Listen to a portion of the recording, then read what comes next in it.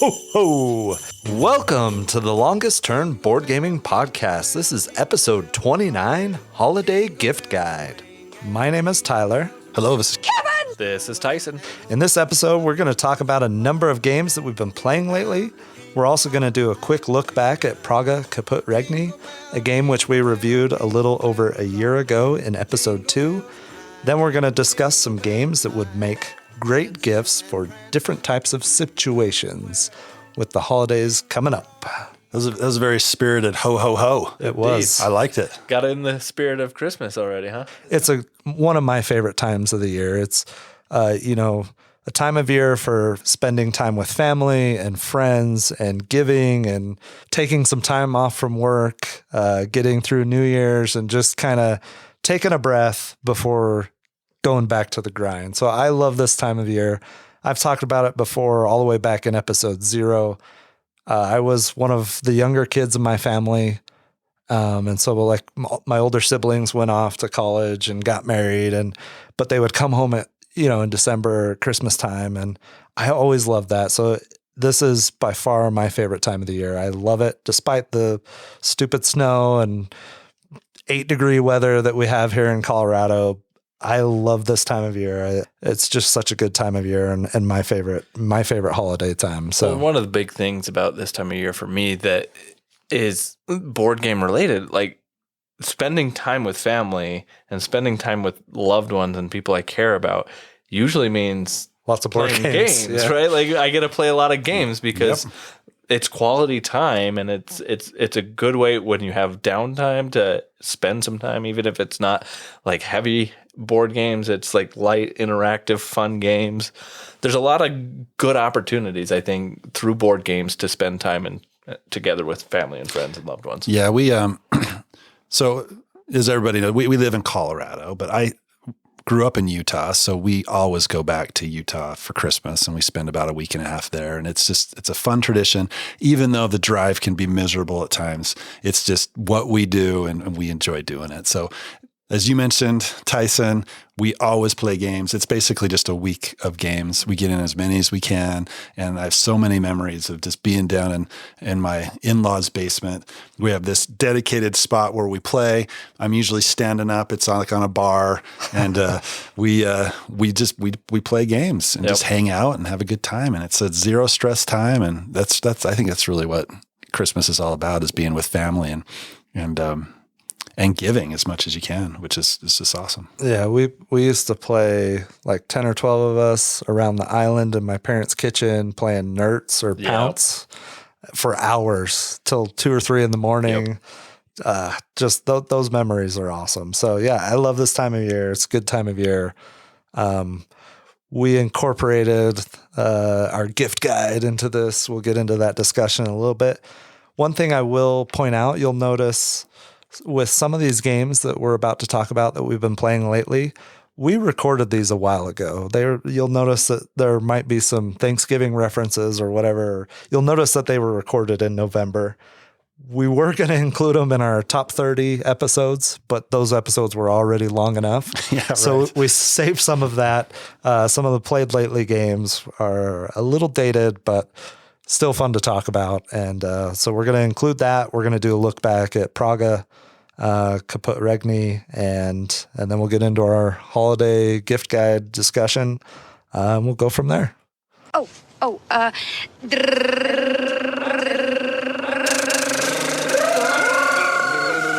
go first.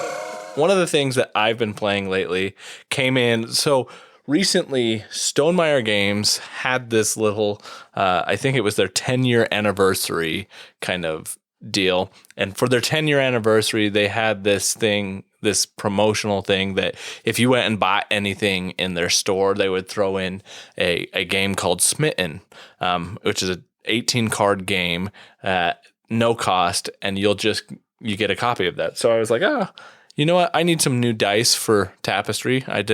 Tyler's got his copy of Tapestry, and he's got a lot of he's got 4 sets of dice for every player to play with, which I like and haven't gotten around to doing. But I was like, they're $3 or $3.50 or something like that. So I'll just buy those, and I got this Smitten game thrown in. Smitten is a 1 to 2 player game. It's designed by Jamie Stegmaier, and the art on it is from Vincent Dutrait. As we've mentioned before, I like Vincent Dutrait art, and this is no exception. It's really beautiful. Essentially what it is it's 18 cards and 9 unique cards. So there are duplicates, 2 of each card, and each of these cards are numbered 1 through 9, and they all have a unique ability on them. The goal of this game is that you're working together with either one yourself or another player. If you're playing alone, you're playing double-handed, so you're playing both sets of cards. It's not very much different, I don't think, from what it would be playing 2-player. But your goal is every turn you're going to have, in a solo game anyway, you're going to have 3 cards in your hand. 2 of those are going to be face up. 1 is going to be face down for a solo game. If you're playing with another player, all 3 of those are visible to you, but your player that you're playing with, they can't see what cards you have in hand. What you're going to do is basically play a card down on a grid. So the grid is a 3x3 grid. Number 1 in the top left, number 9 in the bottom right. And on that grid, you're just trying to basically put together all the cards, and at the end, they form a collage, kind of a picture of all of Stonemaire's games. You've got the Scythe mech, you've got Charterstone Little People, you've got a bunch of different things in there. But what you're doing is every turn you're going to play a card, and on the card it has a text. The first card you play can be placed anywhere on the grid, but from then on out, if you play a card, you have to be able to play a card that is adjacent to it in number order. So it's 1, 2, 3 on the top row, then 4, 5, 6 on the middle row, and 7, 8, 9 on the bottom row. So if I play a 1 first, and only in my hand left I have a 7 and a 9, I'm not going to be able to play a card next to it. Each card, like I said, has an ability on it that tells you to do different things. So one of those could be something like, if you play this card, your partner must play a card adjacent to this card. So it has to be a value that matches up next to it. So you go through this game, and basically you win if you can get all of your cards out, and except for 1, because there's 1 card removed from the game. So you don't know what card is missing in the game, but you're basically trying to get all your cards out. And if you can't, if there is a point at which you can't play a card because you can't play something adjacent to something, you lose. I thought this was a fun little idea and a fun little game. I did not really enjoy the experience. It felt very prescribed. It felt to me like it was, there's not a lot of decisions to make in it. The optimal decisions are very apparent. Oh, if I have a card, I need to play cards that can be played close in sequence to one another, and then I'm going to do that. So the only real decisions there is, what card am I going to play that maybe impacts my partner so that they can play a card, and how do we go back and forth on it?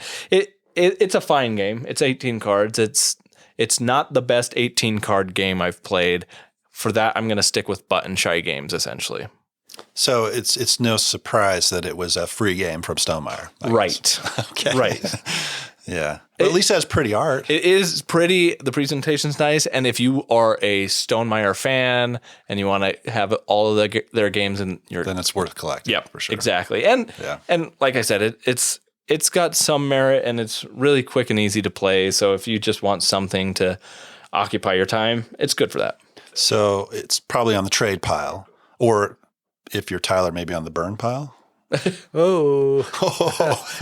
never actually burned a game. Oh, okay. We've only talked about burning some games. That's true.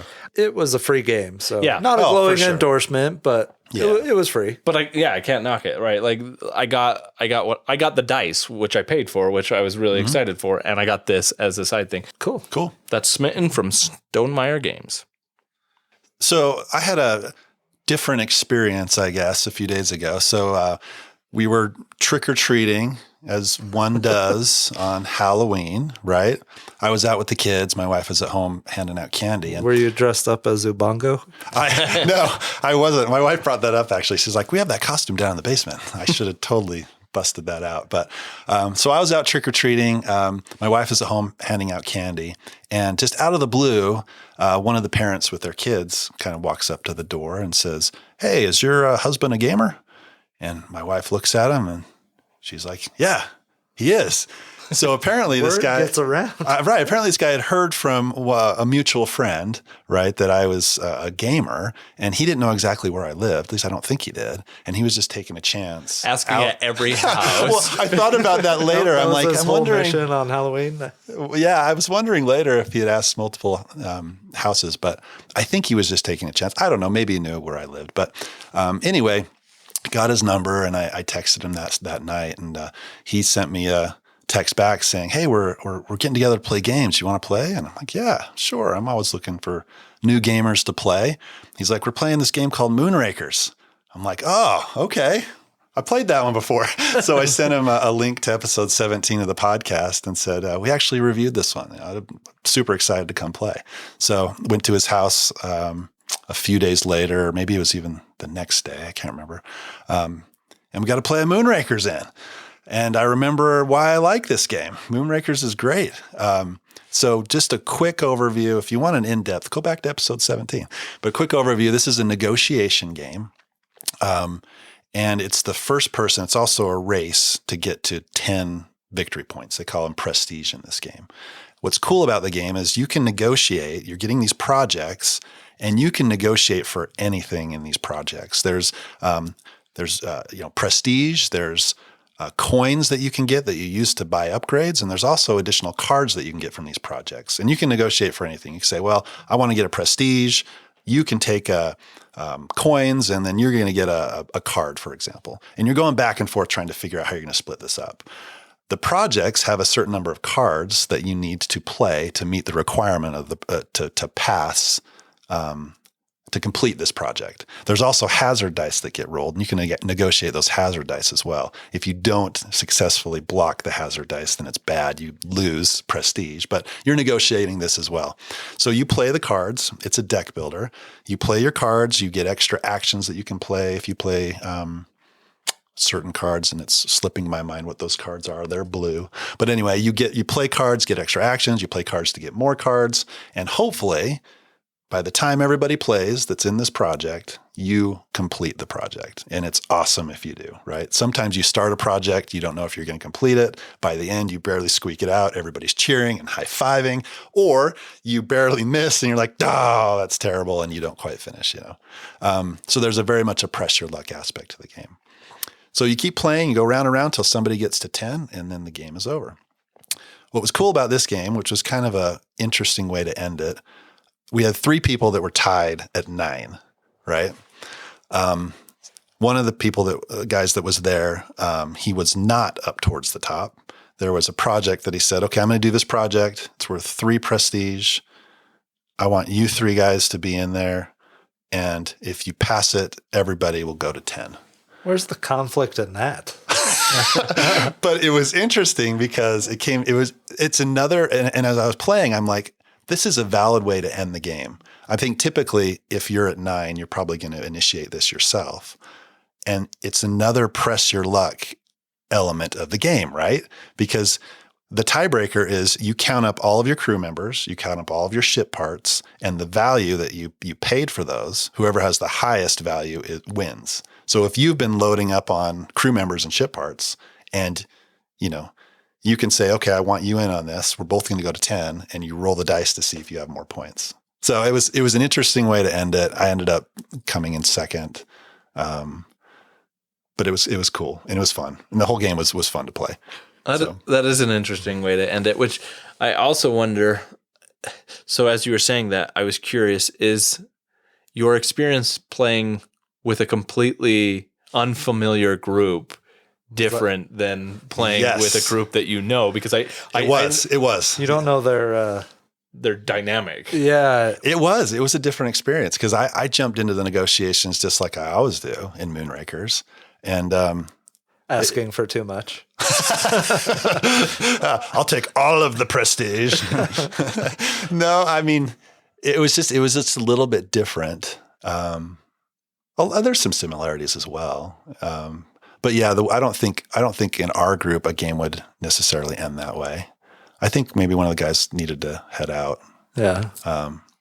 Which is fine. Yeah. And but it just seems like a game for me that would be an interesting choice if you're introducing somebody to a group, because you have the potential for some interesting interactions, which we've talked about obviously in our episode, that the best thing about that game is those deals. Yeah. And there are some interesting things depending on what your group dynamic is that you could do with those deals. I feel like I'd be pretty timid going into a new group playing a game like Moonrakers, right? Right.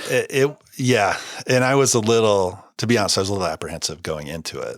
But they're a great group of guys, right? And they were very welcoming, so it wasn't weird for long, right? You get past that first round, and you're like, okay, that's awesome. Yeah, so it was cool. It was fun. I really enjoy that game and look forward to playing it again. It was funny. I was playing the game, and I've mentioned Matt, my brother-in-law, before, right? He sends me a random text that said, "Hey, anybody in your group want Moonrakers?" So I look at the text and I tell the guys I'm playing with, I just got this random. He had no idea I was playing Moonrakers at the time, and he's looking to get rid of it. I think he had the Kickstarter. Didn't like it? I don't think he's played it. Okay. It's probably one that he's just maybe making room or something.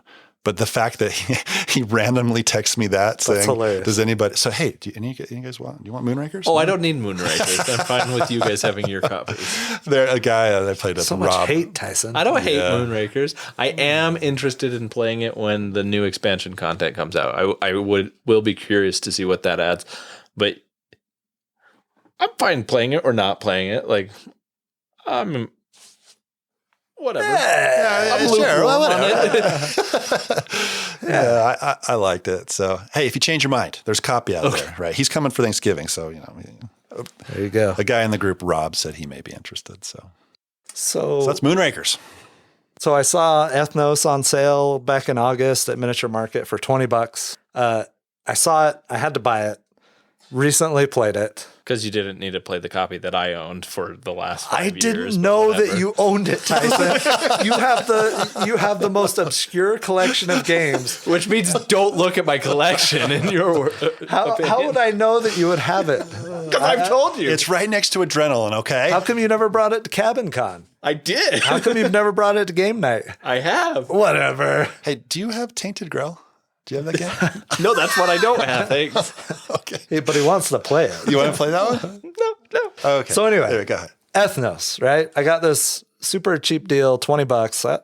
It's a CMON game. There aren't miniatures in this game. It is designed by Paolo Mori, and the artist is John Howe. And John Howe, I don't know if you know, but he's a prominent Lord of the Rings artist. Some of the figures that are depicted, I almost wonder if it was originally pushed as an IP Lord of the Rings game. It's got a strong Lord of the Rings There vibe. is a Gandalf. I mean, I'm looking at him right now. There's halflings. There, yeah, I mean, there's elves, there's dwarves. Hat, right? Yeah, right. Sure. Yeah. Okay. That took 5 minutes to shade a different color. Yeah. And orcs. It feels like a failed IP negotiated game, but it is a great game. So in Ethnos, it is a open card drafting game with some area control. There are different tribes included in each game, and you can swap them in and out so you can have different combinations.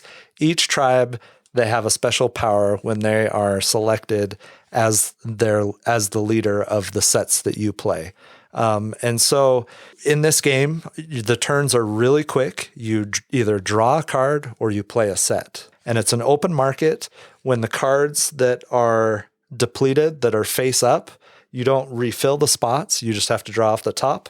But something that's really cool about this game is when you play down a set to later collect points, and you also get to add a token onto the board in one of the 6 lands for area control to get points at the end of the rounds, you have to discard all the cards that you don't use in your set. So you can have up to 10 cards in your hand, I think. You could play a set up to 10, which either has to be the same tribe, so they have to either all be halflings or all be trolls or whatever, or the same color. The colors correspond to the lands on the map. So if I play a bunch of red cards, then I will put a token on the red land on the map, and then that'll go towards area control points later on in the game. Also, anytime you play a set, you designate one of the cards that you play as your leader. So, and each one of them has a special ability.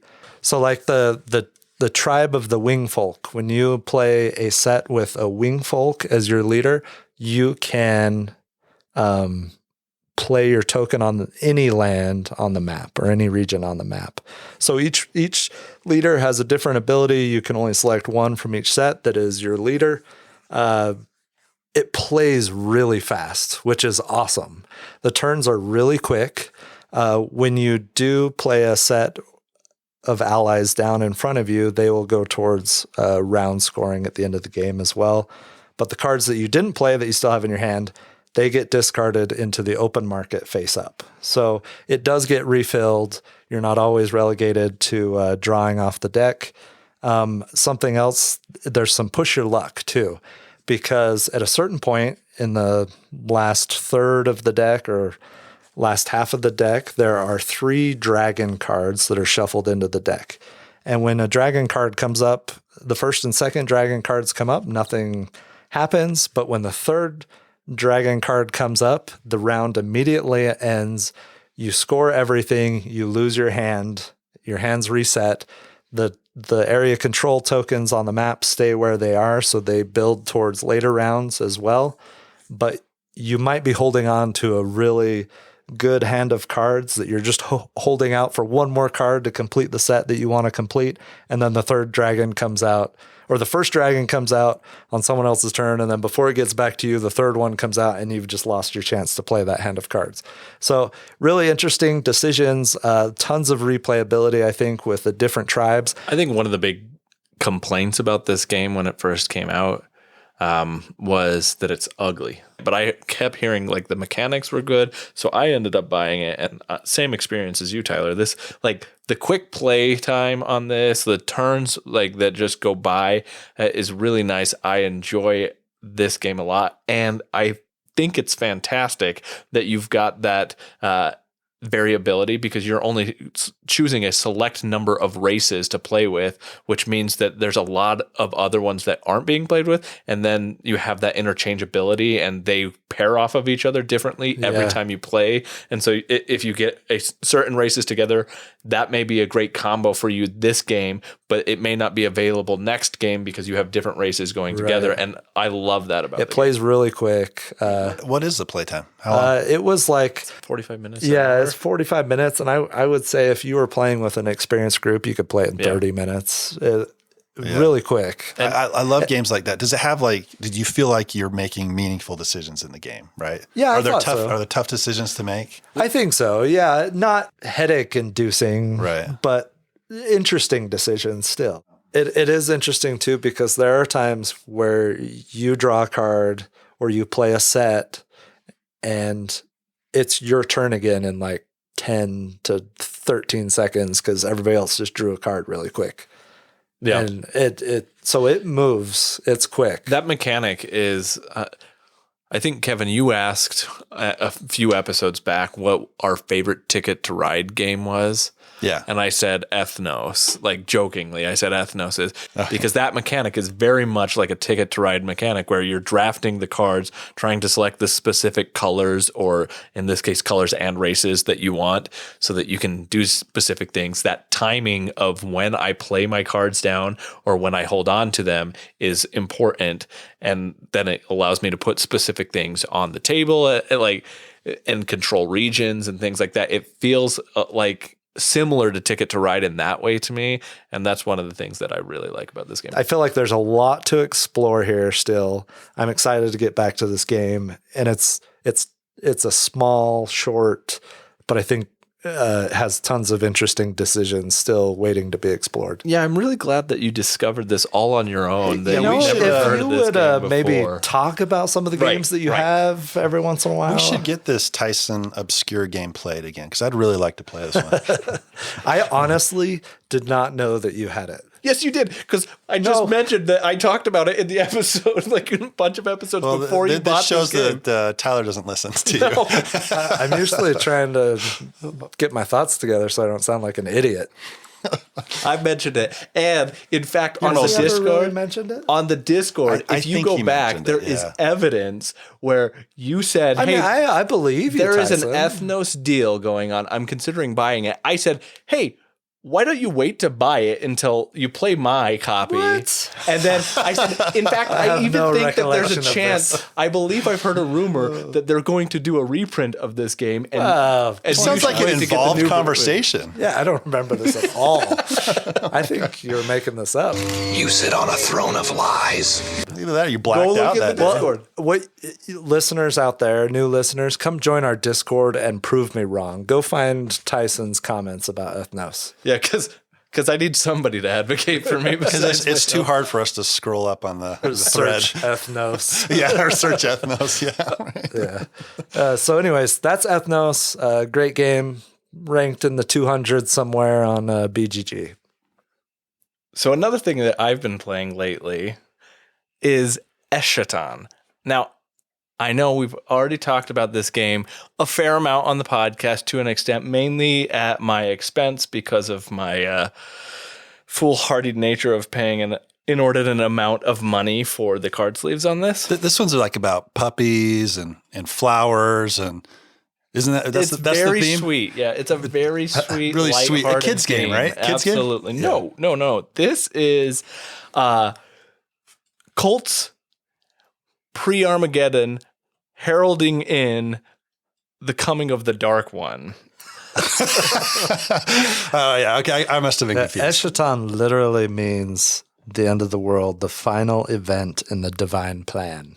Yeah. Nice. It's a lovely, lovely setting with a very beautiful pastel kind of artwork. No, this is tones of like grays and blacks and kind of beigeish tones in here. And it's a deck building game in which each player is playing as a cult leader, trying to recruit new cultists in their cult and trying to ensure that they are in the Dark One's favor when he comes to basically kill everything off of the face of the earth. It's pleasant. Yeah, it's dark. The art in it though, I thought was really good. It brings the theme into it. It Got does. a very unique style. Yeah, it's cool. If nothing else brings the theme, the art and the aesthetic of the cards and everything else really brings that in. And if you're afraid of that theme, like, or if you have any like worries about how that would interact if I played that with a family or things like that, I don't think you really need to worry about that for the most part because the theme doesn't really come through except if you're looking at the art and stuff like that. And it's not like grotesque art or anything like that. It's really just some... It's not abomination or Yeah. really graphic or anything. Exactly. So it could be played essentially with everybody. But when you think about what you're doing in this game, it's really it's kind of dark. Yeah, we talked about possibly doing a feature review of this, which would have been timed. Its release would have been right around the holidays in December, which probably Merry Christmas. I mean, it could be like a Krampus-y style of Christmas. That's true. It's more geared towards a Halloween type of thing. So, yeah. Yeah. So the way this game works roughly is it's a deck building game. Each player gets I believe 7 cards to begin with that are, each of the cards are different cultists. You have like acolytes and you have initiates and you have other different things. And each of these cards are multi-use cards. They all have 4 different symbols on them, and I can't specifically remember the thematic terms that are used in there. It's like zeal and and divination and things like that. But essentially what it does is if you have one of these 4 symbols on any given card, you add up the total of these symbols of every card that you play that round, and you get to do different things. So the top symbol would be draw additional cards. So you can get symbols that allow you to draw and work through your deck. You can get symbols that allow you to use divination, which in this game allows you to acquire special kinds of cards from what's called the Arcana deck. And in the Arcana deck, there are an assortment of different types of things in there, from spells and auras and different creatures like the Manticore. You can collect and get these new different things into your deck. So you can use that. There is another thing that allows you to purchase.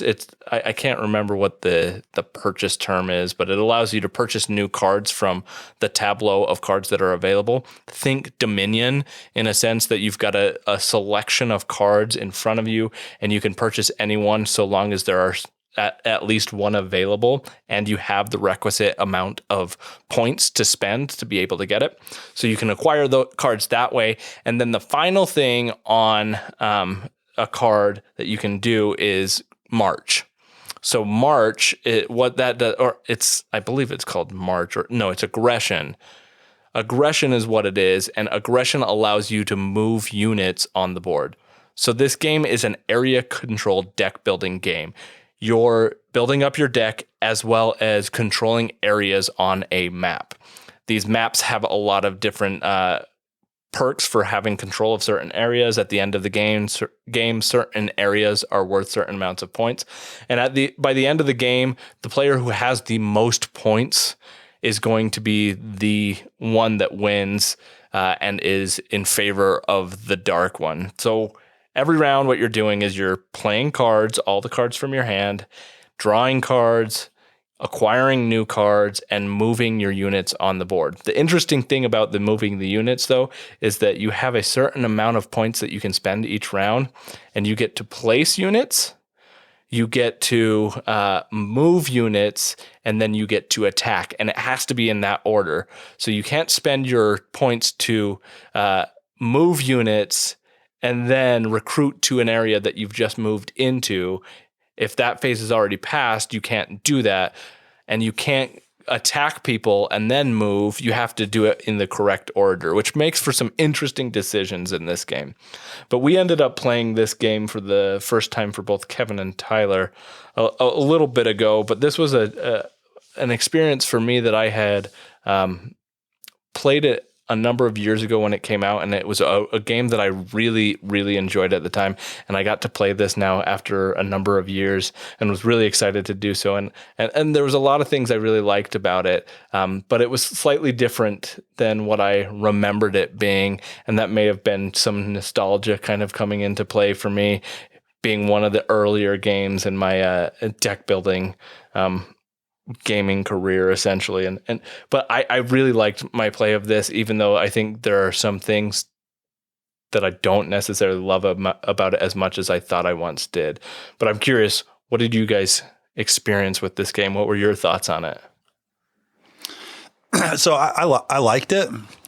There are a few things that kind of rubbed me the wrong way a little bit. So in this game, you're really incentivized to wipe somebody off the board, right? Because if you leave even one of their units on the board, they can then recruit units to that one unit, and then they're going to wipe you off the board, right? So I made that mistake. Yeah, right. So there was one instance with Tyler where I was trying to control the right side of the map. Mark was clearly winning at the time, right? But I'm like, well, I got to get rid of Tyler, or else he's going to get rid of me. And the way that you spawn units is, there's a certain spot on the board, and it's far away from where I was at. So I just completely, wiped out Tyler, and it didn't feel great to do that. And the game just is a little bit, it's kind of mean that way. To be fair, I had attacked you in the previous round or two. Right. And I left one of your units alive. Yep. On the island in the bottom right corner, I think, of the board. And yeah, that was a mistake. It was a learning game, right? Sure. Yeah. And I think along with that, I had no idea in my first game as we started out that the units on the map and the battles, and it's so swingy. Like you can really lose swingy. 20 guys really fast, and all of a sudden you're off the board. And Mark had attacked me, and I lost a bunch of guys. And then in that same round, Kevin attacked me, and I lost a bunch of guys on the other side of the map. And I retained, there was one area that I was really protecting because of the bonus it gave. But yeah, I would play much differently going into the game the second time, knowing how swingy it is and how easy it is to kind of knock someone off the map or wipe out a huge army. I don't know, just understanding how the movement works better and the spacing, and like, okay, if I really want to protect this land, I've got to kind of protect around it too, right, to keep guys even from getting close to it. Well, not having played this in a number of years, having taught this, going back, I would teach this differently, because I would point that out. I would say that, hey, if you have no units on the board, don't fear. Like, that doesn't mean that it's over for you or anything. Or if somebody has all of their units on the board and very few other people have any units on the board, like at one point in time in our play, Mark had, I think you can have like 20 to 30 different units total in a game out. And Mark had all of his units out in one round. Destroying us. Yeah. And he destroyed us all. But within the next round, he was wiped off the board entirely. Well, you kind of become a target at that point too, which is, it's a cool part of the game, right? It's a but I would natural catch-up mechanic, I guess, right? I would explain it differently, I guess, is saying that, hey, be aware that this is part of the game, that there is that swing. It could happen. Mark ended up coming back and winning the game anyway. So even though he was completely wiped off. Whoever. Manticore. Manticore. That's the Manticore? Oh, great and powerful Manticore. Whoa, sir, you're right in the hot zone. Which he got early on in the game. And I suspect that that's one of your other gripes with the game. Well, I will never say a card is OP after one play, but it seems like that's a really powerful card. I don't even remember, what did it do? I don't remember what it did, but I remember it was a really big benefit for Mark. It had a lot of aggression. Yeah, that's so right. It enabled you to be able to get a lot of units out and attack and move all like really quickly, where no other card that you could buy openly in the market was there. And the problem, I think, with that, from my perspective, was that that's from the Arcana deck that he got the Manticore. So demons come out of the Arcana deck, and that is a deck it's a really big deck, and it's randomly shuffled, and you're not going to see every card in one game. Like, you're not even going to see probably half the cards in one game. We didn't see half of the cards in that game, I don't think. But that if that randomly comes out, and if it comes out early, if it comes out early, I think it's a problem. But it's almost, if that came out later on in the game, or in the second half of the game, like, I don't think it's that big of an issue, but it's almost like they need to stack that deck, right? So you have less powerful cards to start, and they get more and more powerful as the game goes on, or something like that. Because that is that's almost an unfair advantage to get something like that. There's really no control or mitigation in that. And you could try and go for the Arcana deck every game and have a completely different experience every time. Like, one game, maybe you get nothing that works for you, and you lose terribly. And another game, you get the Manticore and every other demon that can do tons of different things. And early on, you start sweeping everything. So I think there are some potential issues there from a balance standpoint. But regardless, the experience I still had with, I'm glad I owned the game. I'm glad I have a copy of it. I like it. Those cards felt really good in my hands. They did. I'm so happy. $51 good. Yeah. Well, and they didn't have the problem some card sleeves do of, slippery decks, dealing, right? Yeah, auto dealing, yeah. So, you get what you pay for. Those were pretty sweet. And the stacks are pretty high in that game. Like, you get a ton of cards in that deck. Nice. So they were top quality. I really enjoyed the play. I would love to go back to this game. And especially when you said, I think, is it the Omen cards that come out there's an Omen card for each round that could award a lot of victory points, 7 victory victory points, I think. And I think we only saw a portion of them. It's like a third or a quarter of the total that are there. I think depending on which ones of those cards come out in the next game and the game after that, you might be playing a completely different game. But yeah, I'm excited to go back to it. I would definitely play this again. Yeah, and I would too. Obviously I own it, and I like the game, and I would love to play it again. I just don't know. And I think I've said this to both of you, is my excitement for playing it again is not as high as some of the other games that we haven't played yet. Yeah, so I don't know when we would play that again, other than we know the game. So that makes it easier to get to the table. Well, and it's always interesting looking back at those old games that we've played and seeing if they stand up to the test of time, because the games are designed different now, right? Yeah. I mean, it's just the way it is. It's always fun to pull out those old ones. Yeah, so. And that's one of the things that I felt like I noticed in this play. I felt like, yes, at the time that I played this game, it was a take on Dominion that I hadn't seen, and it added a board, right? An area control. That was something. Mind blown. New. Yeah. Right. Deck building with something else. That's great. Like now there's so many of those, right? Yeah. So we recently played a game that is an old game, and I was interested about getting it off the shelf to see if it stood the test of time. It sat on my shelf when I borrowed it from you for like 5 months. Yes, it did. Right. It was loaned out for a while, but didn't get played during that time. Yeah. But we're finally able to play it. So, and that is Raw by Reiner Knizia. So Raw is an auction game, and it's also a set collection game. So really quick on how this plays.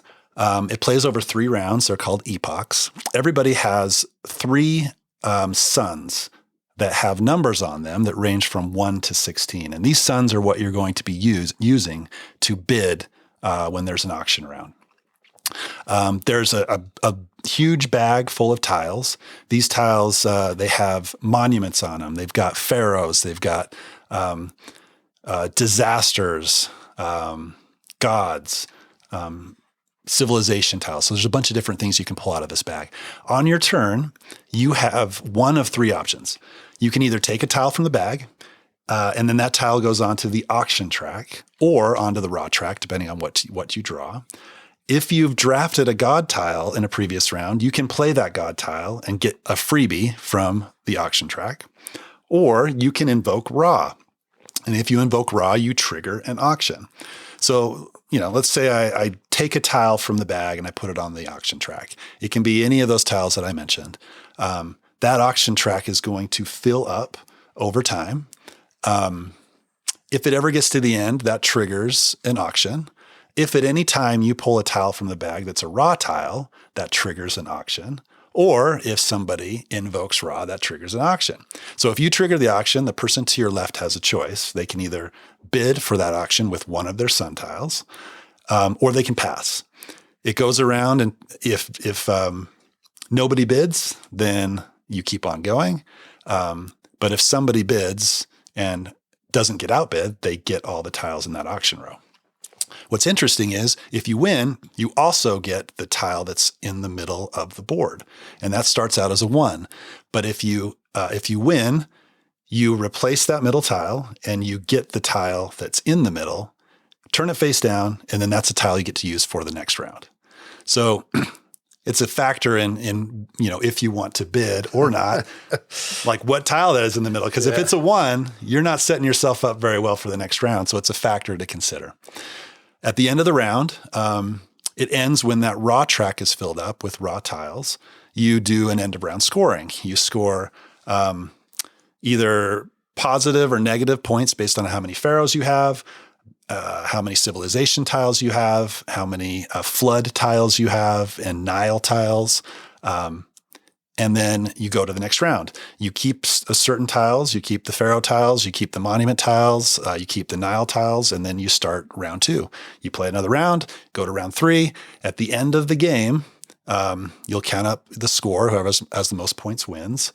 You'll do scoring for monuments, different types of monuments will get you a certain score. You're trying to collect the same type of monuments.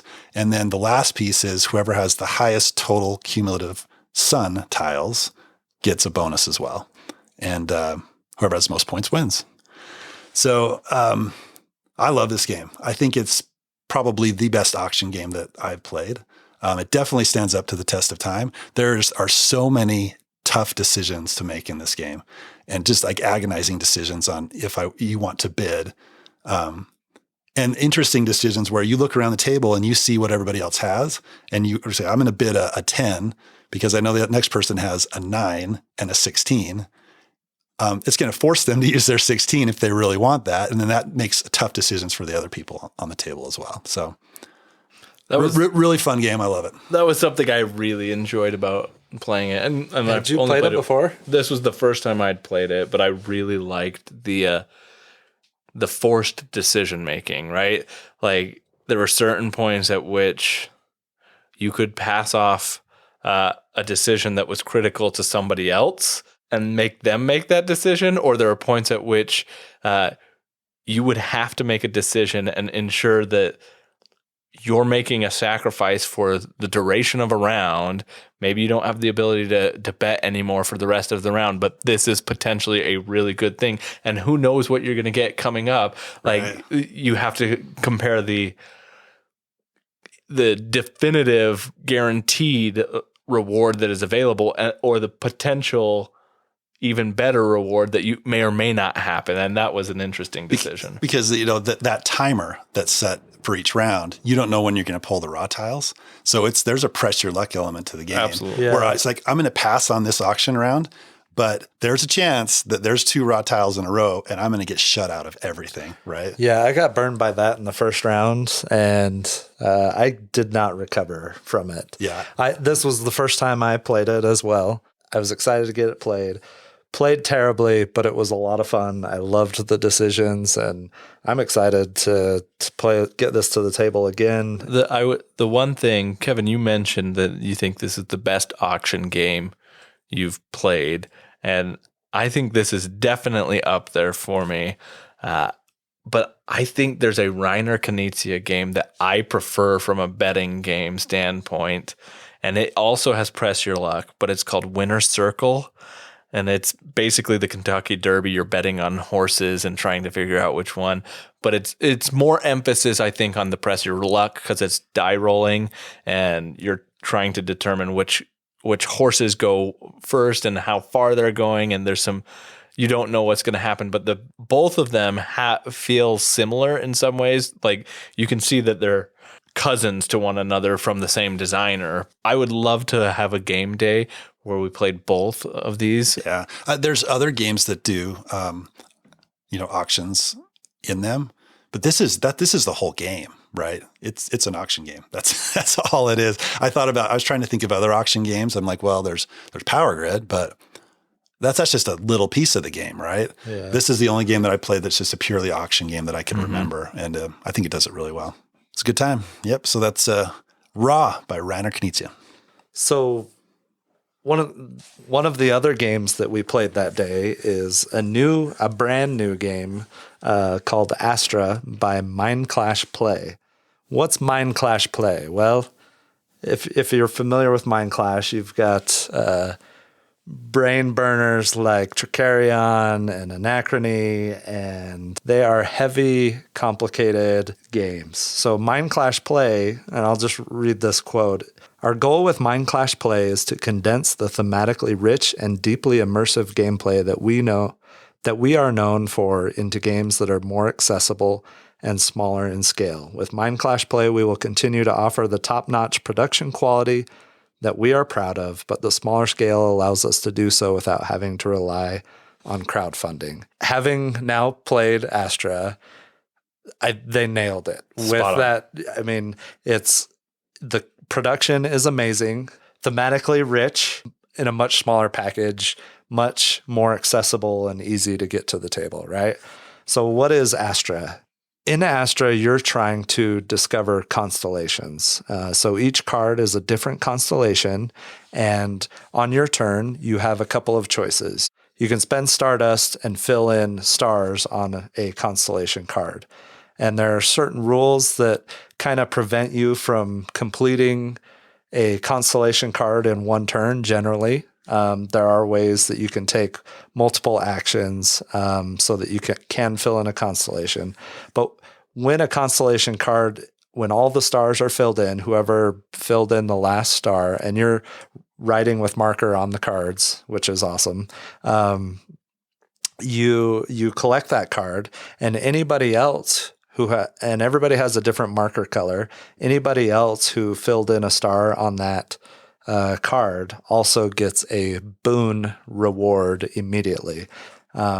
Each constellation card has a special ability that you can use, and it's hard to reset those constellation cards because each card has a corresponding element. So there's earth, wind, earth, air, fire, and water, right? And so when you use a air constellation card's ability, you can't reset it until you rest. And there's this like board in the middle where each time somebody rests, the rest token advances to the next element. And if you are resting on your turn, you can only reset cards of that element that it's currently on. There's lots of interesting decisions, really simple decisions, really simple rule set, and yet it's a very engaging and immersive in the gameplay. Yeah, and rewarding. Yes, and a lot. And this, like you said, the decisions are hard and they're meaningful. It's like, do I want to finish this constellation and take the card, or do I want to let somebody else do that because there's bonuses on there that are awesome and I have first choice? Right. Those types of decisions are just throughout the whole game and are really interesting and fun. Yeah. And so as you complete a constellation card, it gets replaced. Your turns are really simple. You're basically you can use any of your card's abilities at the start of the turn, and then you either fill in stars on a constellation card, or you rest and gain some stardust and possibly reset some of your card's abilities. And you just keep playing until you get to a certain point in the deck where the game's going to end. And you know where that is. You know where that is. You can see that from the very start. You can count how many constellation cards are going to come out before the game ends. We played with the promo deck also that came with it, and each card was from a different Mind Clash game. We didn't actually see this card in game, but just for example, from Cerebria, it was the love card, and you would get bonus points if you hugged another player. Some of these bonus cards are better than others. Yeah, Let's just say that. If you and another player hugged each other, you'd both get points. One of them was Perseverance one.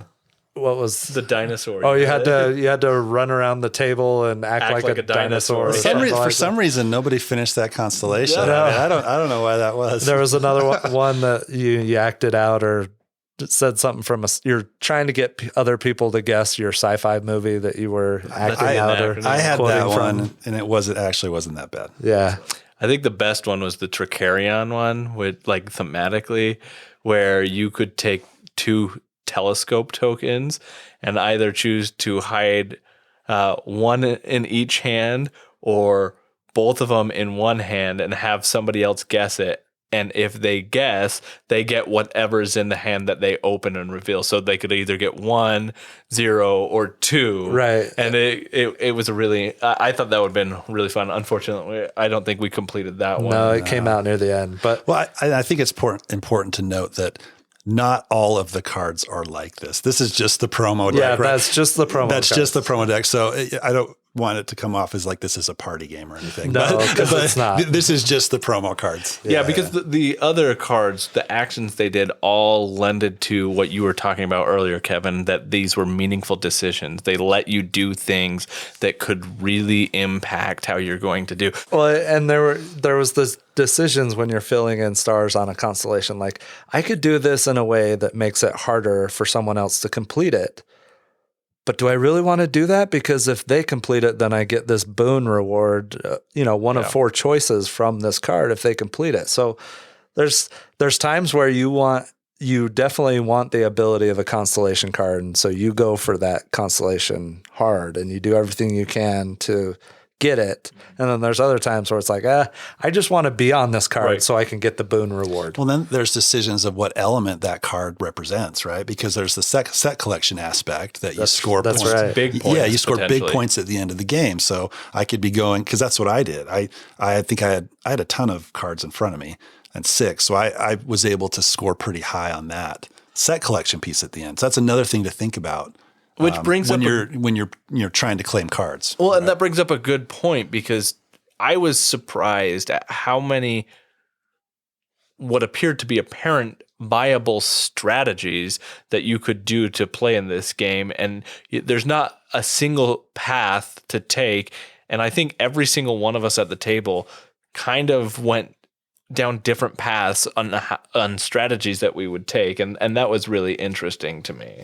But ultimately, getting victory points every time is a pretty viable strategy because that's what you did and you ended up winning. I was pretty pleased with it, but it didn't let me do some of the cooler stuff in the game. That's the thing. Is the cool part of the game is I think getting cards and trying to get synergies between those cards. And that's what I really enjoyed. But the fact that your strategy worked was pretty cool. And I think there's other strategies that could be just as viable as that one. Yeah, you won by 5 or 6 points, I think. So Yeah, it wasn't while you won with that strategy, I don't think that's the necessarily only way to dominant win. one, yeah. Right? Yeah, they're the dominant one. Yeah.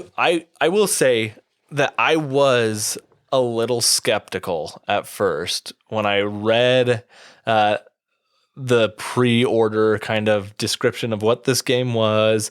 They said it was dry erase markers on cards. I mean, I have another game that I think works really well, Silver and Gold, that does that.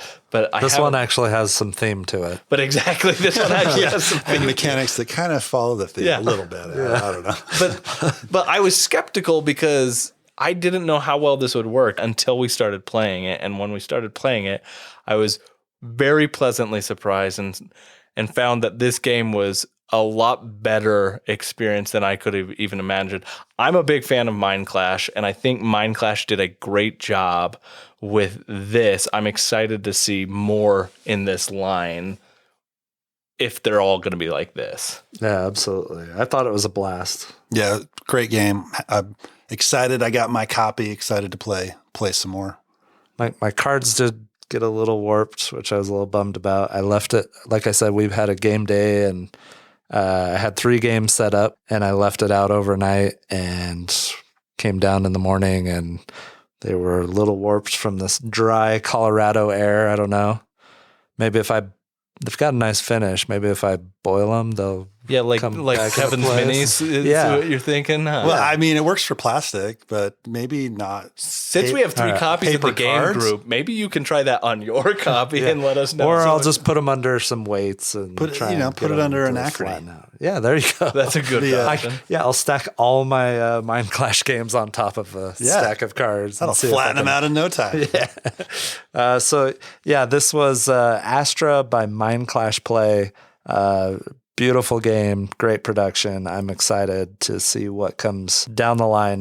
Okay, so the last game that I want to talk about that I've been playing lately is one that I got to play first at Origins 2019.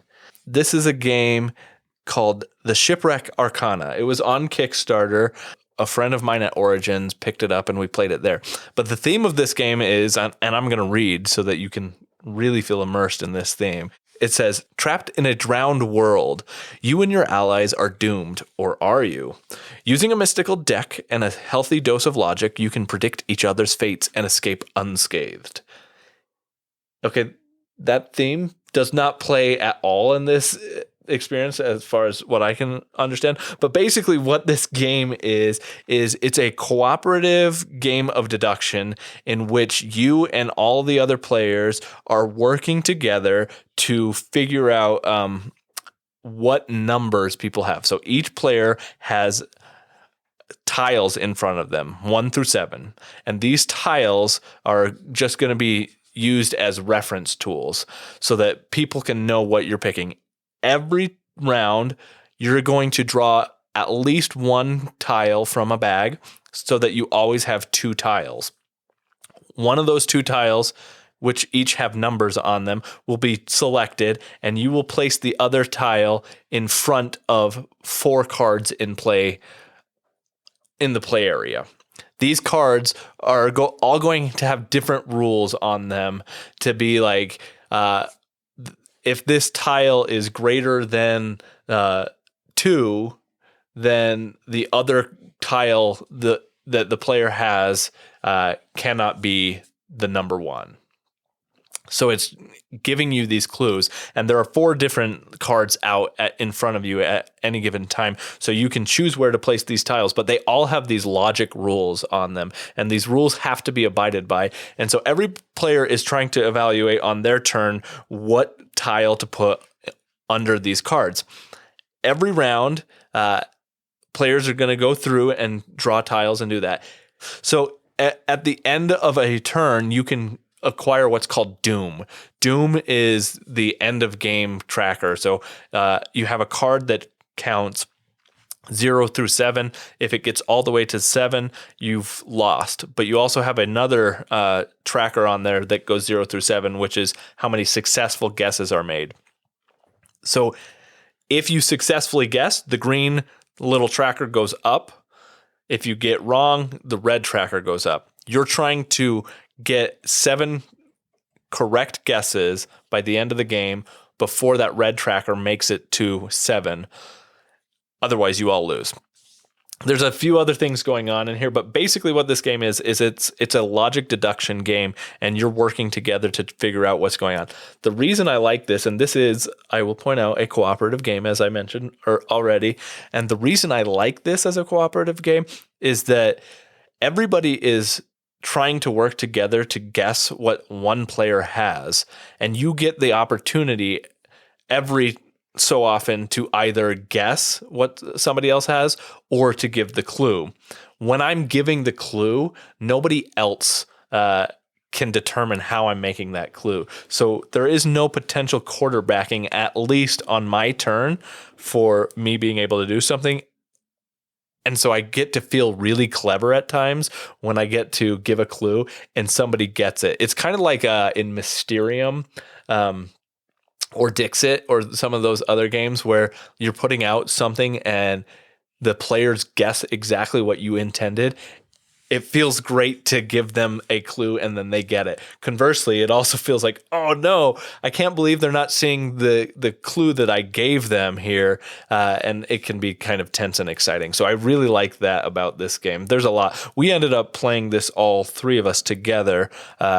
And I think we played it with like 5 players and got. It's supposed to be a fairly quick game. I think this one took a little bit longer for us, but I'm curious how you guys felt about your experience with this game. So it's interesting because I think this game is more susceptible than most games to quarterbacking and alpha gamers. Yep. Because if somebody, like, I get it, on your turn, you're just doing the clue. But on everybody else's turn, if somebody is better at deducing than other people around the table, they're just going to be better at it. And they're going to have more input, and they're going to come off as an alpha gamer. So I think this game, more than most cooperative games, is more susceptible to that. At least that's my initial thoughts after playing it one time. I thought the game was a lot of fun once we got through the rules and understood them. That was a little bit of a haul. But I thought the game was great. I've considered picking it up. I don't know that I will because you have it, but I had a lot of fun playing it. But I agree, it's got the potential for the alpha gamer. You know what I mean? Like, it's got that potential for one person to always guess before everybody else does. And just to get it, it clicks for them quicker for whatever reason. Right. But if that does happen, what I like about it is you still have the opportunity to discuss that, because if you're going to say that to me, Kevin, like, you're going to say it's this, I'm going to be like, wait, you have to explain that to me. You have to explain your logic, because I'm not going to vote with you, because everybody, you have to unanimously vote to be able to move forward. And I'm not going to vote with you in favor of whatever you're suggesting unless I can come to the same conclusion. Yeah, but if somebody says that's what this is, then your mind's going to be going, oh, Yeah. Okay. That's what it is. Yeah. A lot of times. I don't think that ruins the game. I don't think so the either. reason maybe why you brought that up is because you've talked, Tyson, about not liking cooperative games as much as the rest of us. And the main reason, of the main factors, yeah. the Is the factor alpha gamer is the problem, alpha gamer which is potential. a valid And in this concern. game, it's there. No, big time. It absolutely is. But the big difference is there are at least every time it gets back to me, I will 100% have no You're in control potential of- for alpha gamer. on your turn. I agree with And that. so I get to do whatever I want and I get to feel clever. But just like for me, like when there are a lot of cooperative games out there where maybe the potential for alpha gamering is not as prevalent in some regards, it's there and it can, like for Pandemic, for example, like I've played Pandemic. I had a friend who loved Pandemic and he would play it nonstop. He would play it solo and like use before there were any solo variants to it. I mean, it basically is a solo game, but like before anything was out, he was playing this game solo to the point where he understood every card. He understood what his probabilities were and everything, so that when we played collectively, he knew what the best options were. And so I would sit there and just wait for him to tell me this is the optimal play with your character at this point in time.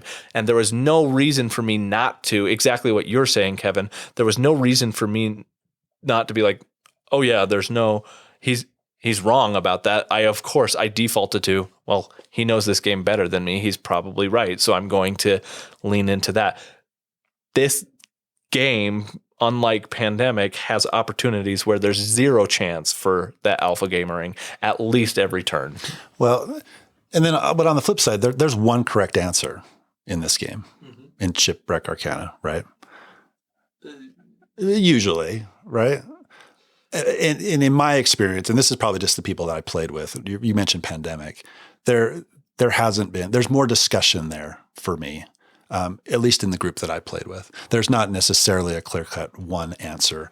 There's more of a discussion, and you can go usually here. a few good choices. There's usually a few good choices. Whereas this one, there's usually one answer, which is a little bit of a difference for me. But I understand your point. The other problem is you have to take into consideration whether or not there was human error, right?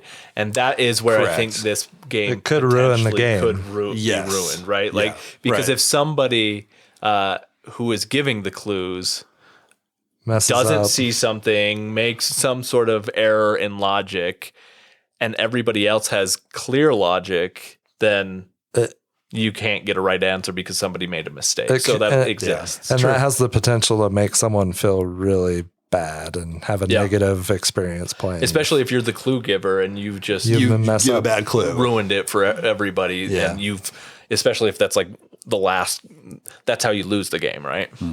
So, but yeah, for me, I really enjoyed this game. I played it a couple times now. I love logic games though.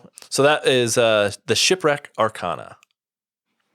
So a game I've been playing lately is one called Mandala Stones. This is designed by Philip Glowix and published by Board and Dice. So this is one of our favorite publishers that we've talked a lot about lately. This one gives me vibes of Azul. It plays completely different than Azul, but if you look at pictures of this game, it's just beautiful. It's got tiles that are made of, I think, the same. like acrylic or something. Yeah, it's like really they've got a good feel to them. They're beautiful colors. So there are 96 of these stones is what they're called. And these stones get stacked onto a board in stacks of 4. There's 4 different colors of stones and there's 2 different designs on all of these 96 stones. So there's either one of 2 designs on these stones. There's also these, what are they called? Artist pillars. And they're these big black pillars that get placed on the board as well. The game is super simple. You're going to either move one of these artists to another spot on the board and pick up stones, or you're going to score stones that you've picked up on previous turns. So when you move an artist, you move it to another spot, and then you take all of the stones of a particular pattern, as long as they're not adjacent to another artist. You choose where you start. You take a a stone, you put it down, and then every subsequent stone goes in clockwise order, and you put it on top of the one that you have already put. And then you take that stack and you put it on your scoring board. The scoring board has different scoring conditions. So if you take the option of scoring, you'll look at the stacks that you've created. You'll find colors that match on the top of the stack. And as long as you have 2 or more, you can score. And you take the topmost color and you'll score according to whatever column you're in. So one of the columns, say if you take the third stone, you get a certain amount of points. If you take the fourth, if you stacked 4 high, you get a certain amount of points if you take that top one. Another one says if you have multiple colors in that stack, you get a certain amount of points. There's this different scoring criteria. So you score, you're going to move your scoring marker along a scoring track. Certain bonuses, you'll get certain bonuses going along that track, and the game continues. You keep on going until somebody reaches a certain spot on the scoring track. It triggers the end of the game. I think you continue the current round, if I remember right, and whoever has the most points wins. Kind of an interesting game to explain and a hard game to explain. The concept is completely different than anything that I played, but it is really fun, and it creates decisions on what colors you're going to pick up, how you're going to stack those colors, trying to match colors. So when you take tiles off of the top of one stack, there's matching colors below those. It's a fun, abstract strategy game. I don't think it beats Azul for me as far as abstracts go. I think there are better abstracts out there, but it's one that I'm glad I played and I would gladly play in the future. So that is Mandala Stones. It's a looker. Like, it stands out for sure, and it's got its own distinct look with the same type of components as like an Azul or something, like, or the same quality of opponents, but it does look different. The colors evoke happy feelings for me. Yes, it is a happy, if somewhat frustrating game. Okay. This is one when you just bought this recently, right? No, I actually don't own it. It's one that Matt bought. Oh, okay. Or he brought They came over for Thanksgiving. We played it. So I don't own this one. I don't know if it's one that I'm going to buy. Okay. So it may be one that when Matt's around, we may pull it out. I've been interested in this one. I would like to play if someone had it, but it sounds like nobody has it. So does it have like a Tower of Hanoi kind of a experience to it, where you're trying to move specific rings from peg to peg and trying to get other discs on top of them so that you can get the pyramid shape? No, what it comes down to is you're trying to just get colors to match up so that you can score. That's the whole game. And it's kind of tricky to do that based on because the board is random every time you set it up. You can only so you're trying to match patterns on one side, you're trying to match colors on the other side. So getting, those two sides of the game to work together is what the trick is. And you're trying not to set up other people so they can get a bunch of tiles at one time. So where you move those artists, trying to get them close to other artists to get you a bunch of tiles and not set up other people is kind of the trick of the game. Yeah. So that's Mandala Stones. So a game that I've played recently is in the Dice Throne family, and this is actually Santa versus Krampus or Krampus.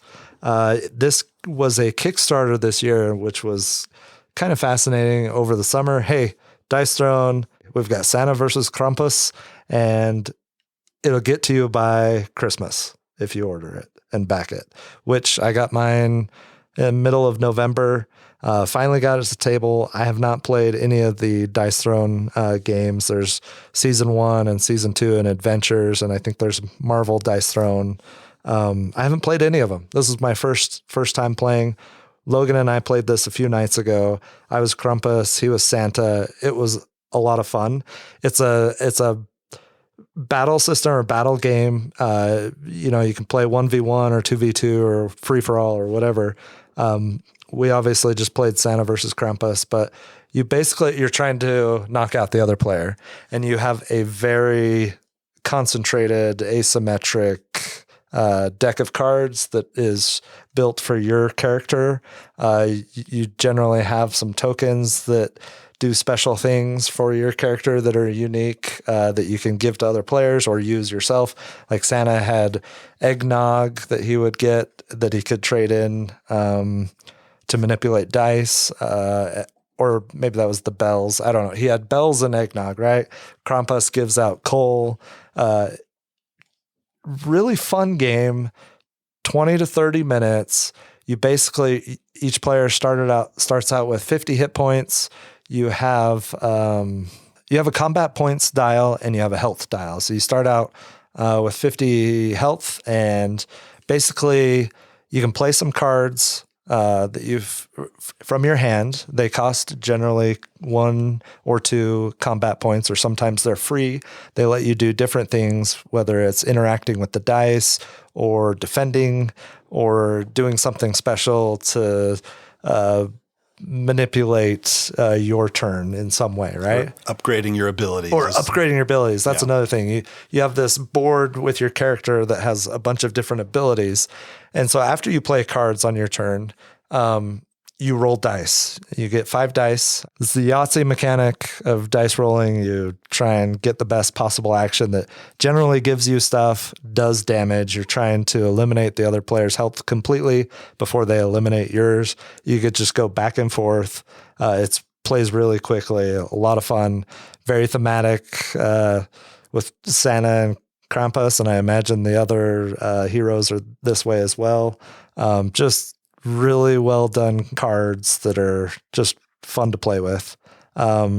This was designed by Gavin Brown, Nate Chatelier, and Manny Tremblay. And the artist is Manny Tremblay, which I'm excited to get more of this content in the future. Ben has most of it, I think. And I've also talked to him about playing adventures with him, and I don't know. I'm excited about this game. And like right now I have a little bit of a I'm not buying any games declaration going on. And this one is testing that declaration a little bit. So I'm excited to explore future content, to play it more. It's just really fun, really quick. It reminds me a little bit of Unmatched, and I would rather play this hands down over Unmatched. Just the asymmetric deck that you have with a very specific character, which, not to say that Unmatched isn't really well done, but I just think this game is more for me, especially the 3-player games of Unmatched, because usually it's either 2v1, at least the ones I've played, or one person will sit back and let the other 2 players kind of weaken and eliminate each other, or weaken each other, and then come in and just finish off the last person, right? Yeah. So I recently played this one, the Marvel version, and we played a 3-player version. They call it King of the Hill. And it's interesting how they do it, because they incentivize you for going after the person that's in the lead. So, which is really cool. So, you get an extra card if you attack the person that's in the lead, which can be a big deal, right? Because that extra card could give you an upgrade ability or let you manipulate your dice. So more often than not, you're going for the person in the lead, which I think is a really smart design decision, because it discourages, ganging up on one person and just knocking them out of the game. Does that make it even more of a jerk move, though, if you It does go absolutely. after the weaker person? Yeah. Oh, yeah. It does, and possibly eliminate them. It does make it more of a jerk move, because you have that option to do it. And I've heard in higher player counts you can only attack the people that are next to you or something. I don't know those exact rules, but yeah, I guess it would make it more of a jerk move. But in our play, it was more beneficial to go after the person in the lead, because you got that extra card. So okay, nice. That's how it played out for us. I really enjoyed my play of this. It's super thematic, and that's probably what I enjoyed most about it. I played Loki, and Loki has these extra tokens, like you mentioned. Most characters have these extra tokens. One of them was an illusion token. So you can get illusion tokens, and he comes with an illusion deck where you have 3 cards. Somebody attacks you. You can spend an illusion token. You randomly, you know where they're going, but you lay these 3 cards down in front of you. The person attacking you picks one of those cards. It can be a success, failure, or a partial success. And if it's a failure, then your illusion worked. and they don't attack you. If it's a success, then they attack you, but you give them a bag of tricks that they open up later, and it can be something bad for them. But it just gave me the feel of playing as Loki, right? He's like he's the trickster god, right? And he's messing with people. Yeah, and it was awesome. it was just really cool and really thematic. I was terrible. You know, my illusions didn't work at all, but it was still fun playing with them. And he had these other abilities, and I forget what they're called, but I could cancel the ability on somebody else's board with one of my tokens. So they couldn't use that on their next turn, and then it would go away. So if somebody's really powerful and they've upgraded an ability, I could just cancel that out, which is another like slimy thing Loki would do, right? Yeah. So, and other characters had similar thematic abilities, which I thought really integrated well with how the game worked. That was probably the thing I enjoyed most about it. Nice. Yeah, I love to put on thematic music when I play games a lot of times. It was easy to put my Christmas playlist on. We drank some eggnog after playing. We played a few games over a couple nights.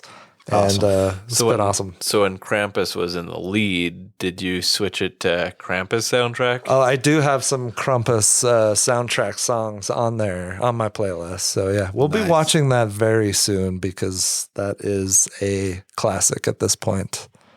It's been out for 5 or 6 years. So that's almost board game classics. It is. Right, I mean, now. would you consider Elf a classic at this point? Absolutely. That came out in like 2002. Yeah. Yeah, but that's 20 years at least. That is 20 years. That's a while ago. Krampus. Yeah. Okay. Well, yeah. Krampus came out like 6 years ago, I think. So that's a good old one. enough. I like it. Yeah. Did you ever get the ultimate ability to work? Either you or Logan? No, I didn't get it. But those are powerful. At least in the version I played, they were super powerful abilities that, if you get that to work, it's almost like game over. Yeah. I felt which like I'm interested to see how that plays out, I felt like Santa was a little more powerful than Krampus, but I just kept picturing David Harbour and Violent Night. Yeah. Oh my gosh. No, I loved this play and was excited to get it to the table. Congrats and awesome job on doing a Kickstarter over the summer, planning it ahead, pretty much being ready to print it and delivering it a few months later. Right. I mean, that's pretty awesome what Roxley did.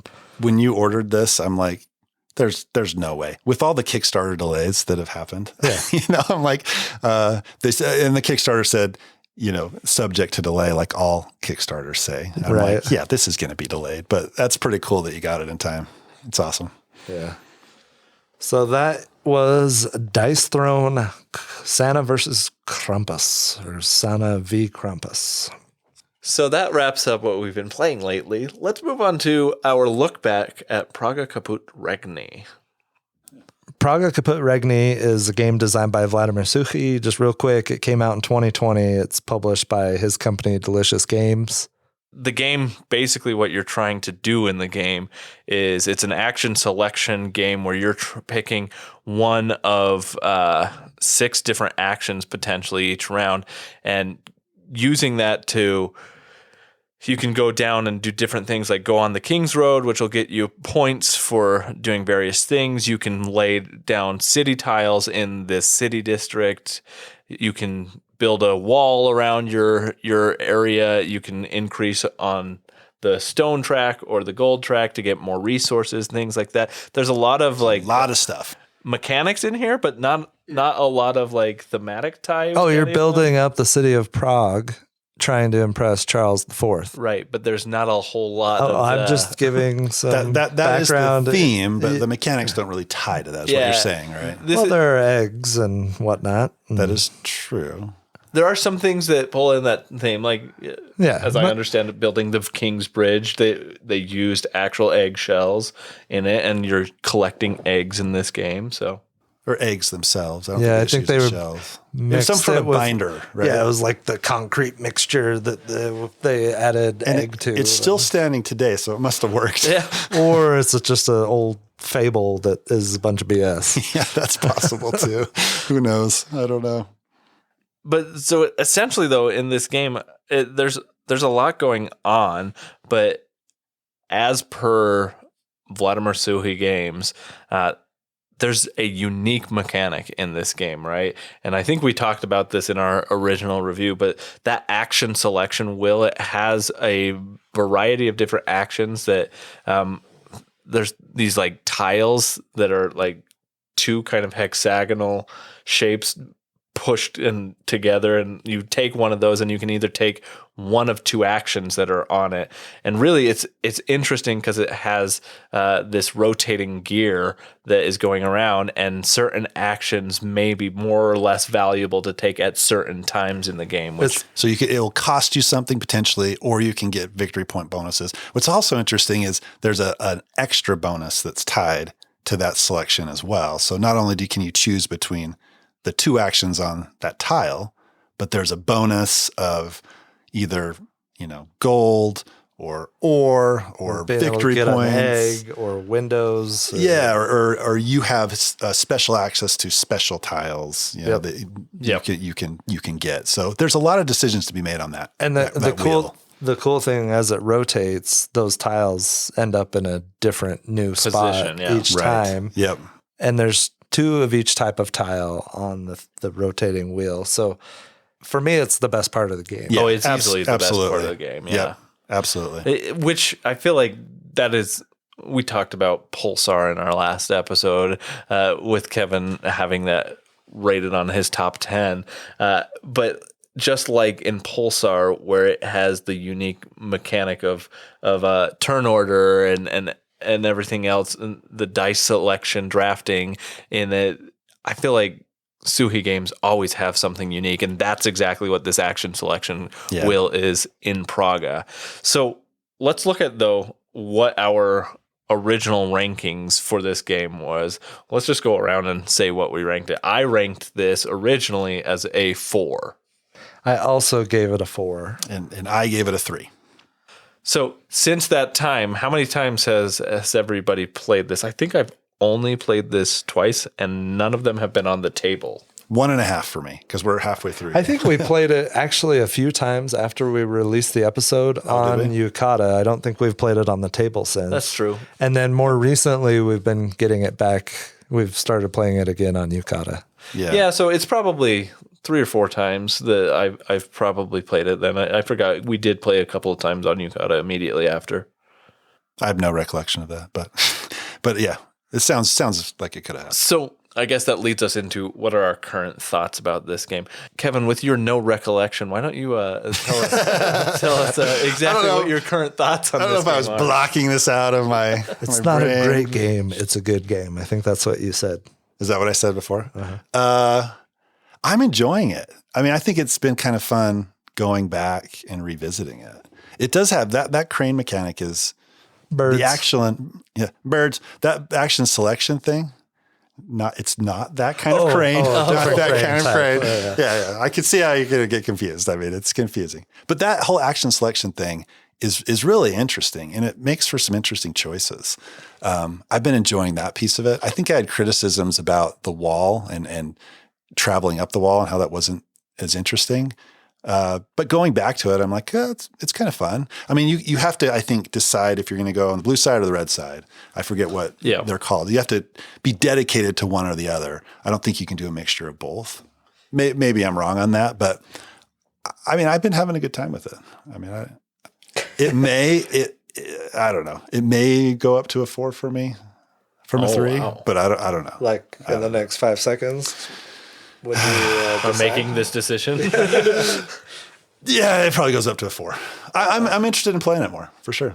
Yeah. Yeah. I liked this one when we were playing it when we first reviewed it. And I know that you guys seemed at that time like you were starting to lessen on it. And I was a little sad at that time because I felt like we weren't going to play it as much. And I felt like that is kind of what happened. We slowed down and stopped playing it nearly as much. But I understood those criticisms. I think playing this game back to back, you may find that, but like coming back to it, it's fun to rediscover these mechanics. It's fun to play the game. It has fun elements to it, and there may be a a more dominant or a more secure strategy, I guess, in the King's Road. But even still, I don't really mind losing at this game. Like, I enjoy doing the things that the game does. And so for me, I'm going to keep this as a 4. I'm enjoying playing it now. I'm enjoying, I enjoy what it was when we played it a year ago. I like this game. So I ended up trading my copy of the game or selling it at Origins or doing the math trade. I can't remember if I sold it outright or put it in the math trade, but I don't have it anymore. Kevin's got it. I love that this is on Yukata. It's been great to go back to it. The crane rotating wheel action selection is, like I said, my favorite part of the game. It's the best part of the game. I loved the interesting decisions of trying to figure out how to get the like gold windows in combination with the white so that you can take bonus actions. And because really, I mean, it's 16 turns basically, and you have the potential to get a few extra actions out of there. I spent most of the year thinking I would downgrade this to a 3, but I think I'm going to stay at a 4. Just it still is exciting for me to play this once we've been getting it back. There's still things to explore with it. And I think, like you said, playing it back to back to back to back caused it to be a little, I don't know, rough. Yeah. And we felt like, oh, just going up the King's Road. Oh, he's got the win, like, I don't know. What we do need to bring back is Speed Praga when we played in 45 or 50 minutes. That could have contributed to my initial 3 rating. But that was awesome. You let me know when that happens, and I got a turkey in the oven. I've been secretly tracking turn length the whole time, every game night. This is a great game. It's a nice design. Some of the 3D features are a little unnecessary, but it's I'm not sad that I've gotten rid of it because I'm running out of space. Yeah, and I'm not sad I still have it. It may still get traded. I don't know. I've got to trade a lot of games, to be honest. Yeah. Or sell. But I'm not sad I have it at all. Maybe one of these days I'll break it out for a game night. So overall, it sounds like it's a general uptick with Kevin bringing it up to a 4 after a year. So shocker. All around, it's a 4. It is a shocker. It's because he hasn't played Speed Praga again. Back down to a 3. Cool. Well, it's good to talk about old games, and it was nice to have a reason to go back to this game because we knew this discussion was coming up, and I think it's going to be in the virtual playlists going forward for a while. I agree. So instead of talking about old games, let's talk about some games that are potential new games for people searching for board games gifts this holiday season. And we thought that what is a good idea? How can we contribute to the gift-giving spirit of the holidays, but by putting our own gift guides together? So we're going to go through, and we've made several categories, and we'll run down that list here in a second, of different types of gifts you can give for the different types of gamers in your life, to include maybe non-gamers. So we'll go through a stocking stuffer game. We'll each give our idea of what is the ideal stocking stuffer. We'll do a gateway game for those of you trying to give gifts to people to get them into board games. We'll do a family or a party game. We'll also do a gamer's game. And for the gamer who has all games, we'll have a category or an idea of what to give. And finally, we'll do a game to donate. We may have other ideas there as well. We'll see how it unfolds. But Kevin's shaking his head no. No, that's fine. No, that's fine. I like the list. Let's do it. All right, let's do it. But yeah, so let's kick it off. Hey, Tyler. Do I get to go first with my stocking stuffer? With a stocking stuffer. So I checked the girth of this box and it fit in my stocking. So I wow. How big is your stocking? You have a girthy stocking. It's well, thank you.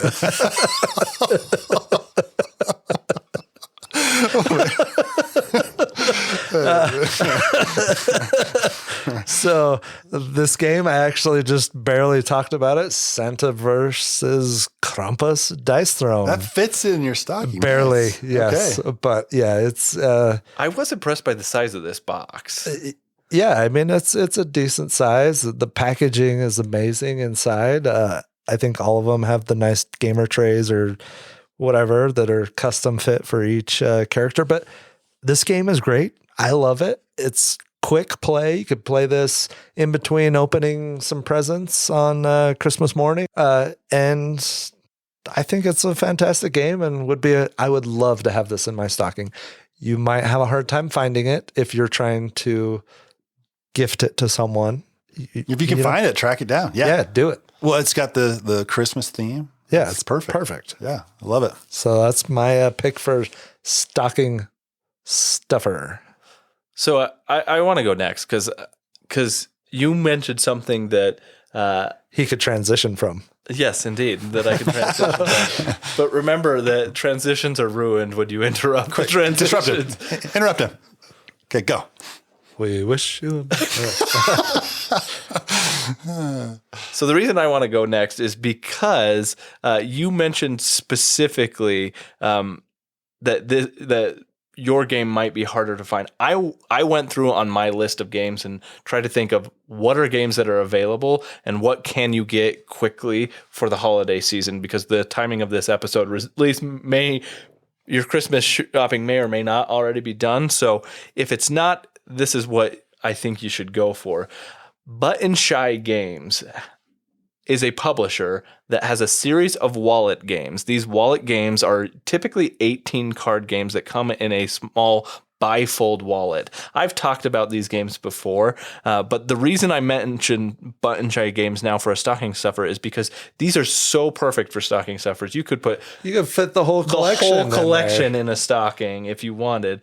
But let me highlight a couple of the ones that I would recommend as like, if you're going to start and you haven't played any Button Shy, start with these. So some of those are going to be, the first one I would recommend is Sprawlopolis. If you haven't played Sprawlopolis, this is a great game to play with up to 4 players. And it is an 18-card city building landscape style game. It also comes in a variety of Naturopolis and Agropolis. So an agricultural one and a out in the nature one and a urban city one. You're basically trying to build your cities, and it has multiple different scoring objectives. Every card has a grid of potential city landscape, and on the back of it, a scoring condition. And so the amount of variability in this game is extensive. Beyond that, I would also suggest Skulls of Sedlec, which I've mentioned before on the podcast, which is a really great game it's a puzzly game. This is a good multiplayer game as well. It was a Halloween episode discussion. It was a Halloween episode discussion, but this one also actually comes with a holiday variant that has Christmas. I think there's a Santa hat and a star so that you can get your holiday vibe for it. And then finally, the other one, if you have a solo gamer out there, I would recommend Food Chain Island, which is kind of, you remember those old pegboard games where you have to jump a peg and then you take one off the board and then you jump it until you clear the entire pegboard, and if you get down to one peg, you've won. That's kind of what this game is about, except it's animals in the food chain and you can only eat the ones relevant to where you are in the food chain. So it's a fun game. Button Shy Games, wallet games, great stocking stuffers. On an island? On an island. On an island. Okay. Food chain magnate island. Food chain island. Oh, okay. Nice. All right. So you get the whole collection. Well, that wasn't really one game, was it? But there's this is our podcast. We can do what we want. I completely agree. Right. I These are completely the agree. best stocking I would say stuffers. that Tyson stretched the boundaries there a little bit. Little bit, but that's fine. Yeah, But our podcast. apparently his stocking is girthy enough to hold it. Girthier than yours. Okay, so my thought was something easily fit into a stocking as well. Not quite the size of Santa versus Krampus, but the one I thought of was No Thanks. So No Thanks is just a small little card game that I've been playing for years. It comes with you got a deck of cards, and then you have a number of red little chips. So the whole premise of the game is you're trying to get the least amount of points possible. You take out a certain number of cards from the deck, and those cards are numbered, I think, 3 to 35, if I'm remembering right. You shuffle up the deck, and then somebody flips over a card in the middle of the table. If it's your turn, you have a choice. You can either take the card in the middle, or you can put one of the chips that you have in your hand on that card, and that's how you pass.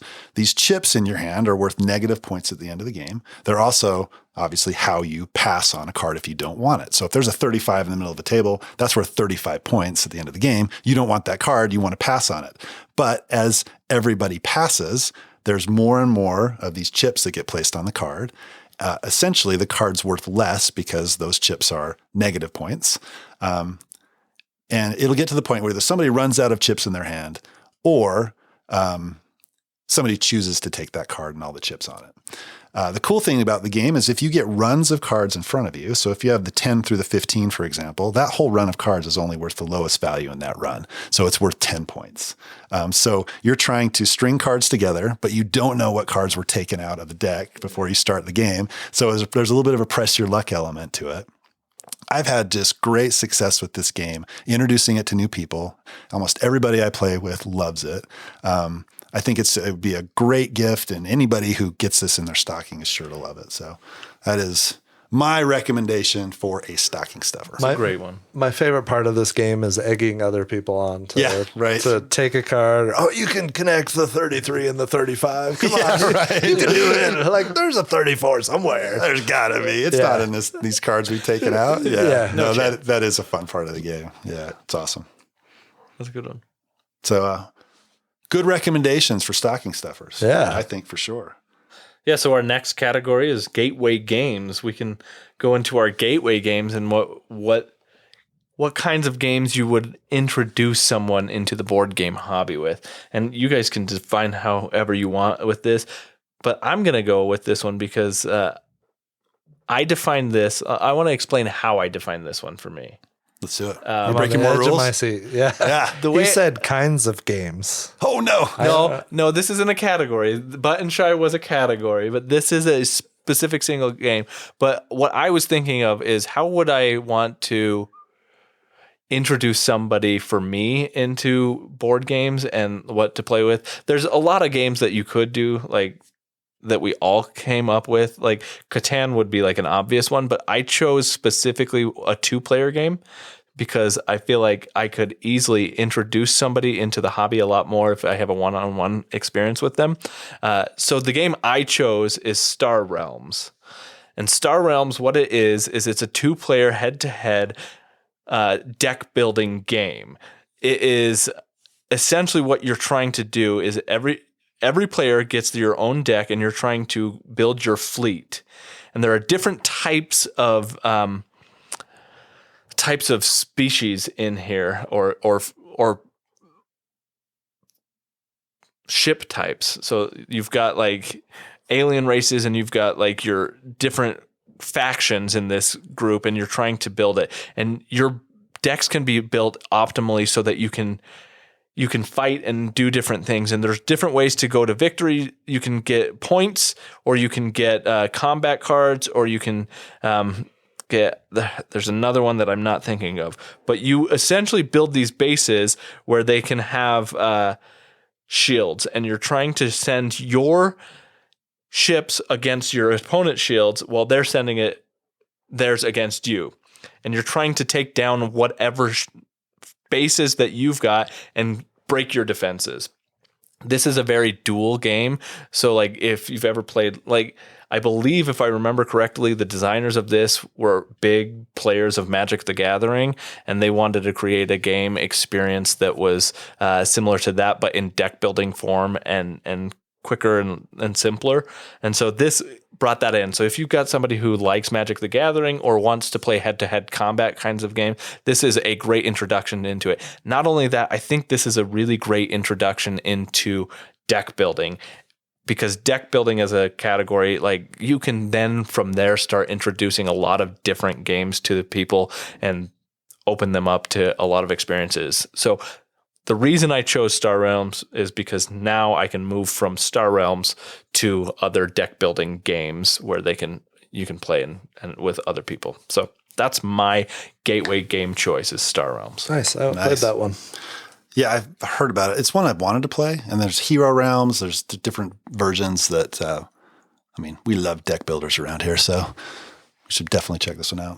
So ironically, the game that I chose was also a 2-player game. And it's a game that I've played for the first time this week as well, along with Santa versus Krampus. Oh, I thought this was going to be Santa versus Krampus as well. My whole list. All of them Santa versus Krampus. That would have been awesome. No, this to go along with last episode when I have a thing for Egyptian-themed games, this is Sobek, 2 players.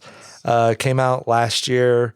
Designed by Bruno Cathala, Sebastian Pachon, published by Ketchup Games. It's published by Pandasaurus Games in the US. I don't have this game. It's on Board Game Arena in alpha. I started playing it with someone random the other day, and I love this game. It's a lot of fun. It's tile drafting and set collection, trying to score the most points. Some tiles in the sets are multipliers. There's character tiles that give you special abilities that you can play that tile instead of drafting a tile that turn. The thing that I really like about it, though, is the player interaction. A game like Phase 10 or Set has set collection in it, right? Which is pretty basic gaming mechanic. But in this game, when you draft a tile, it determines which row or column the opposing player gets to then choose from. So your decisions are based on not only what tile do you most want, but also planning ahead which tile row or column or diagonal line of tiles are you going to make the other player choose from. And then there's that other tile all the way on the other side of the board that you really, really need. How do you eventually navigate the tile selection that direction? So I think that's really interesting. Another thing that adds a little bit more to is penalty versus reward.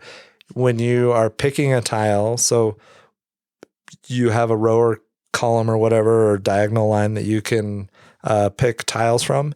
If you jump over tiles from where the last picked tile was, you take those tiles as a penalty. So if I take a tile that's on the row that I get to choose from that's 3 tiles away, I'll take 2 tiles potentially as a penalty.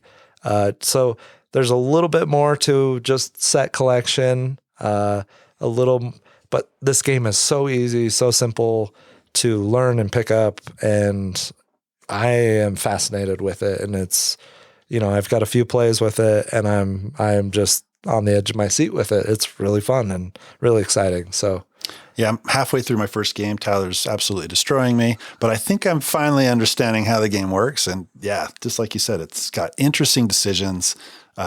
It's a cool take on set collection for sure. That's one that I really want to explore more. Yeah, it's cool. I'm really excited about this one. So. Yeah, the rule set's simple and easy to get into. So. I guess at some point there was a original Sobek game.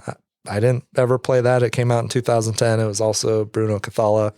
I don't know that I need to go find a copy of that, but I'm enjoying this dual 2-player game. So my recommendation for gateway game is a little known game called Pandemic. Oh, Tyson's favorite. I'm sure nobody's even heard of this one, right? So this was designed by Matt Leacock, published by Z-Man Games. I think really any cooperative game for somebody who hasn't played games is a great way to ease that person into a game. Absolutely. Because you're all on the same team. You can work with each other. You can recommend how that person should take their turn. Because if somebody's not familiar with games, it can be kind of a paralyzing experience to like, well, what the crap am I going to do on my turn? But when you can talk through that with the person real time and it's part of the game itself, I think that's a perfect way to do it. And I think vanilla Pandemic, as boring as that is for, people who have played games a lot, Tyson's raising his hand. It's probably a mind-blowing experience for somebody that's not hasn't played games before. You know? So if you haven't played Pandemic, you're trying to cure the world from 4 diseases. Each player has specific player abilities that they can use, and you're going around the board, curing the diseases, taking cubes off the board. There's outbreaks that can occur from the epidemic deck. And, you know, you're trying to cure all 4 of these diseases. I won't go into exactly more how the game plays, but the reason why I think this is a good one is it's a cooperative game, but it also leads to other games. So from Pandemic, you can go to other cooperative games like Aeon's End. Aeon's End is a little bit more involved. It also introduces the deck building aspect. And then you can go to games like Lost Ruins of Arnak, for example. That has deck building in it. Me. Okay, we've lost Tyler, but anybody else who but he's likes not games. Gateway. You're trying to get no, but else. I love that train of thought, like leading from game to game and game. And you're right. Cooperative games are great for teaching as a gateway game, right? Right. Yeah. I totally agree that Pandemic as a game. It's a fantastic game system that's really well designed that can be used really well to introduce new gamers to. It's a great choice. Yeah, and it easily leads to other games. So, yeah, I love it. Nice. Not so much vanilla Pandemic anymore. There's lots of different versions that are better, but for introducing new people, I think that's probably I don't think you can go wrong with it. So nice. So that leads us into our next game type. Family games or party games? Who wants to kick this category off? I'll do it. All right, so this was a party game that I picked up at Origins from 25th Century Games. It's called Green Team Wins. It was designed by Nathan Thornton. It's really simple. Basically, there's some type of prompt, whether it's a 50-50 choice or multiple choice or fill in the blank. Someone reads the card out loud. Everybody's got a marker board. You're sitting around the table, the family room, whatever. Everybody writes down an answer that they think best fits that fill in the blank or 50-50 or whatever. And you're trying to come up with the answer that will be the majority answer. And so you gain points when everybody reveals their answers, and it's determined which answer was the majority. Then you get to flip your card from orange to the green team. As you stay on the green team, you get more and more points. If you pick an answer in a later round that was not the most popular answer, then you drop back down to the orange team, and then you have to flip it again to get back to the green team. So really simple. I love that we played this with my family, sitting around, lounging in lazy boys and on the couch and on the floor. And we played it 7 or 8 times this summer after I picked it up at Origins. And it was a blast, and it was a lot of fun, and everybody was included. And just the discussions that took place and some of the arguing and in jest it's just a fun experience. So I really like that. And that's what party games are. They're more experiences. I mean, let's be honest. And I think they nailed it with this one. So it plays up to 12 players. I don't see why you couldn't play with more. You just need another marker board, and it's a great game. Nice. So the one I chose, it's a game that we keep going back to over and over and over again, and that is Taco Cat Goat Cheese Pizza. So this is from Dolphin Hat Games. This is just the definition of a casual game that you cannot take too seriously. So the way this one works is you have a taco, cat, goat, cheese, pizza cards in a deck. Everybody has a certain number of cards in front of them. You flip over a card and you say, whoever's starting says taco, and then it goes around the table. And you keep doing that until what the one person says matches what the card is that gets laid down. And then you slap the pile. And whoever is the last to slap the pile gets the whole pile. That's pretty much the game, right? There's not much more to it. So it's hilarious. Everybody's laughing every time we play this around the table. you're going to jam fingers with the person that is on the other side of the table. No one's allowed to wear pointy jewelry on their hands when playing this. If you have long nails, then that's probably not a good idea either. No brass knuckles. Yeah, no brass knuckles, whatever. There's also probably the funnest part of the game is there's certain cards that come out that you do actions for. So a gorilla comes out and you beat your chest and then you hit the pile. Narwhal is my favorite. Yeah. Bye, buddy. Hope you find your dad. Thanks, Mr. Narwhal.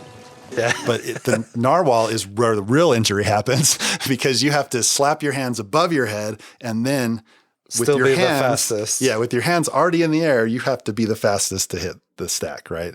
And there's a lot of velocity behind some of these slaps, right? Potential energy coming down. Yeah, exactly. But it's fun. Every time we play, we have a good time. It's definitely a party game. That would make a great gift, and the fact that there is a Christmas version of this as well that you can add. Oh, in. Santa Cookie Elf Candy Snowman. Which you can play all year long, and I can. have. It's Yeah. fantastic. with different actions to do. Good point. But that's a good, like, if you're looking for a Christmas gift and you finish unwrapping presents, you get that one out, you get to play it immediately in the Christmas spirit. Yeah. And it's a quick one to learn. So it's There perfect. you go. Perfect. I like it. Yep. So similar to Kevin, my game is a little bit of a raucous game that has high energy and going on, but I think it's a lesser known game. It came out in 2016. It's a game published by Kaman, who are notorious for their miniatures. This game has 0 miniatures in it. This game is called Tada. Tada is a game in which you're putting on a wizard talent show. Everybody is playing as a wizard, but the thing is, there are spells being cast at one another. So you're trying in this game, everybody has a cup and a set of dice. Each round, what's going to happen is you're going to draw a feat, and I'll get back to what feats are in a second, and that's going to determine something for the round. And then what you're going to do is everybody in real time is going to start rolling dice, and they're going to roll dice and pick one dice that they want, and in front of them, they have spell cards. So you're trying to cast a spell, and each of these spell cards has a symbol on it that corresponds with a die face. And so you're going to choose which die you've rolled and match it up with a symbol on your spell card. Once you've filled up your spell card, you can cast that spell and you'll win the points for that round. Now, the trick is, though, the feat. Every round, there is a feat card that comes out, and this feat card has a condition that applies to everybody at the table. For example, there's one feat that makes you have to put your wrists together. You have to hold your wrists together. They cannot separate. So you're holding your cup, trying to roll your dice, and then you have to pick up a single die, put it on your card, and then pick up your dice again and roll it. This game is about speed, but there's things that are impeding your speed to be able to do different things. So you're quickly doing that. Then on top of that, if you successfully win the most or complete the most spells in a round, you get the ability to select a spell to do different things. And some of your spells have conditions that you can do. And there's some take that in there. You can cast spells against other players to make them have to do something for the rest of the round. They may have to stand up for the whole round, or they may have to do something different. And so it's this back and forth kind of craziness. And it's just a lot of goofy fun. And I really like this. It sounds like you got to be on your toes when those feet come out. It's got, the art style looks like 60s, 70s cartoon art or Saturday cartoon type show art style to it. It's interesting that this is a come-on game. You'd never guessed. Yeah. Were they had on a completely different path back then in 2016? I don't know. Somebody lost a bet and they had to design a game. I have no idea where this came from in their collection, but it's like an underrated game, and because it doesn't fall like in their like category of games, I don't think it's ever really mentioned or thought of. But this is a great family style party game, I think. It definitely has an audience for sure. Yeah. That wouldn't be me. I know. Yeah, I don't like games where you're forced to like run around the table, hopping on one foot, like patting your head and sticking out your tongue. Weird stuff like that isn't for me. But it's more like Taco Cat goat cheese pizza. Oh, it's is it? Not quite like that. You're not It's doing not quite goofy like stuff. Happy Salmon. Yeah, it's more along the lines of you have to do something that impedes your ability to play the game. All right. So there may be one or two that actually do make you run around the table or something like that, but most of the things are more of like in-game Taco Cat. You have to do a symbol. You have to do like something like that to like before you do something. So cool. It's fun. Very nice. Good recommendation. Yeah, I like it. I've seen this before, but now I'm interested in playing. Do you own this? I own this. You've seen this before because I specifically told you about it. I don't. This is one I don't remember. I don't. Yeah, I don't remember this. I didn't tell you, Kevin. I told specifically Tyler about Ta-da. Ta-da. Have you brought this to game night before? I don't think I have. See, well, you don't have your shelves of games out at your house, so how would I know what's in your collection? So let's move on to the next category. Category. The next game that you can we get. talking about cats or what? Yeah. Okay, sure. Yeah, All sure. right. The next holiday gift to give for your gamer friend, somebody who plays board games. This is the gamer game recommendation. Kevin, why don't you start us with this? And then Tyson, and then I'll go. Okay. All right. I'm interested on what Tyson's take is on this before I go. Okay, let's do it. So obviously, a gamer's game needs to be something that they can really sink their teeth into. It's got to be meaty. It's got to be meaty, right? There's got to be a lot of meaningful decisions. I think a game that has a lot of expansions available so they can really, get into it if they like it, right? And why not the best game in the T series? Oh, okay. You were thinking Monster Crunch. No, right? I was thinking you're going Dominion. Oh, no. I don't want to be mocked for that anymore. Okay. The best game in the T series, Teotihuacan. I think this is a fantastic game. If this gamer in your life has not played it, then I think they absolutely should. We've talked about this in previous episodes. Basically, the game is just a big rondel. You have workers that are dice. The workers get leveled up through the game. There's really interesting decisions. You're building this cool pyramid in the middle. I just think it would be fantastic for any gamer who hasn't played it, and they would thank you profusely for giving it to them if they don't already have it. Since we've already talked about it a lot, I'm going to leave it at that.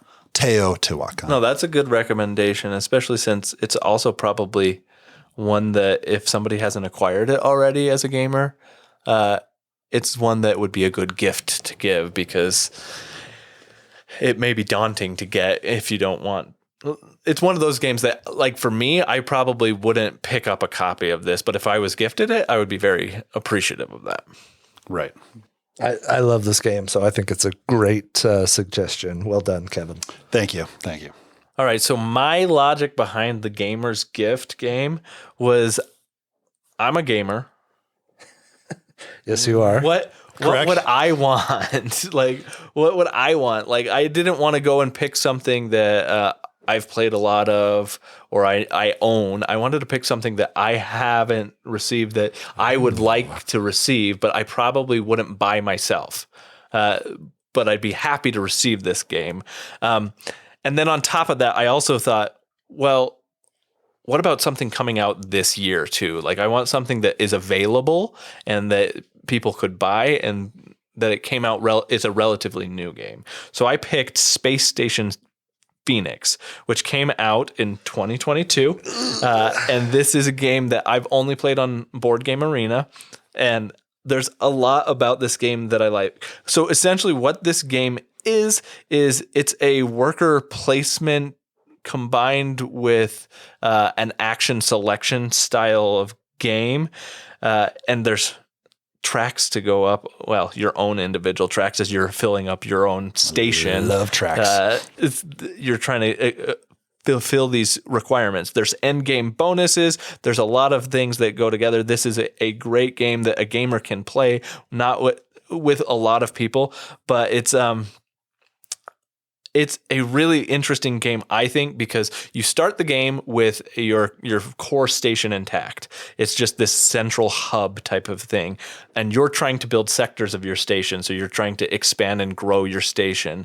And so what you're doing is buying these sectors to do different things. It allows you to purchase these sectors, and then you inhabit them with different types of species. So you can have different types of alien species or astronauts that can go anywhere in this.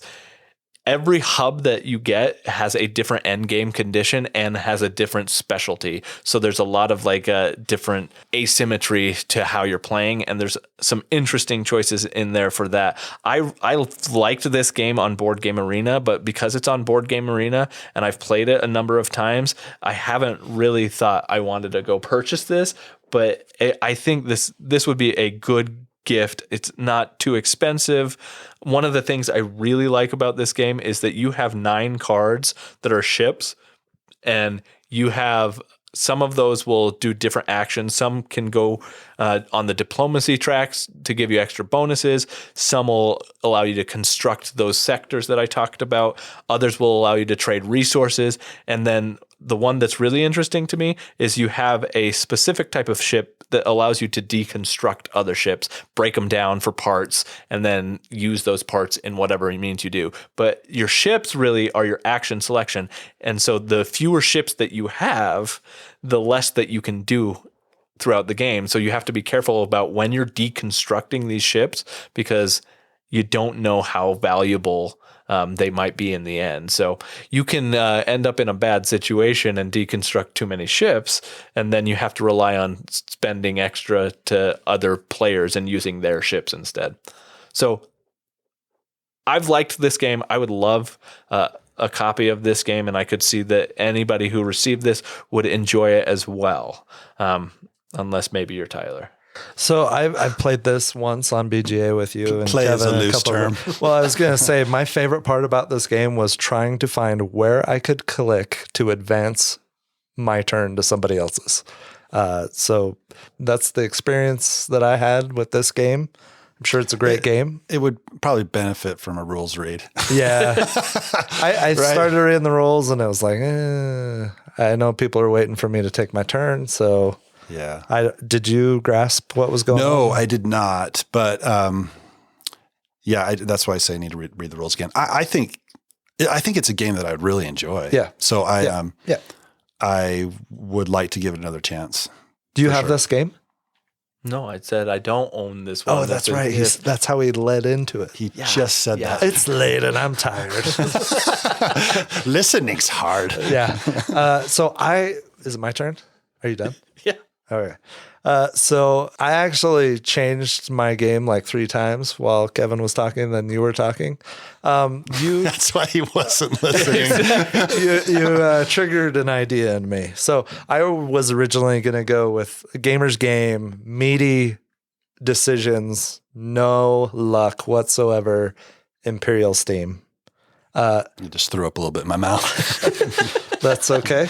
And then, I, like you said, a game that you would like to have. You're a gamer. I'm also a gamer. Hey, me too. A game that I think is going to be meaty and looks beautiful and has a lot of things in it that I think I would love is a game called Revive.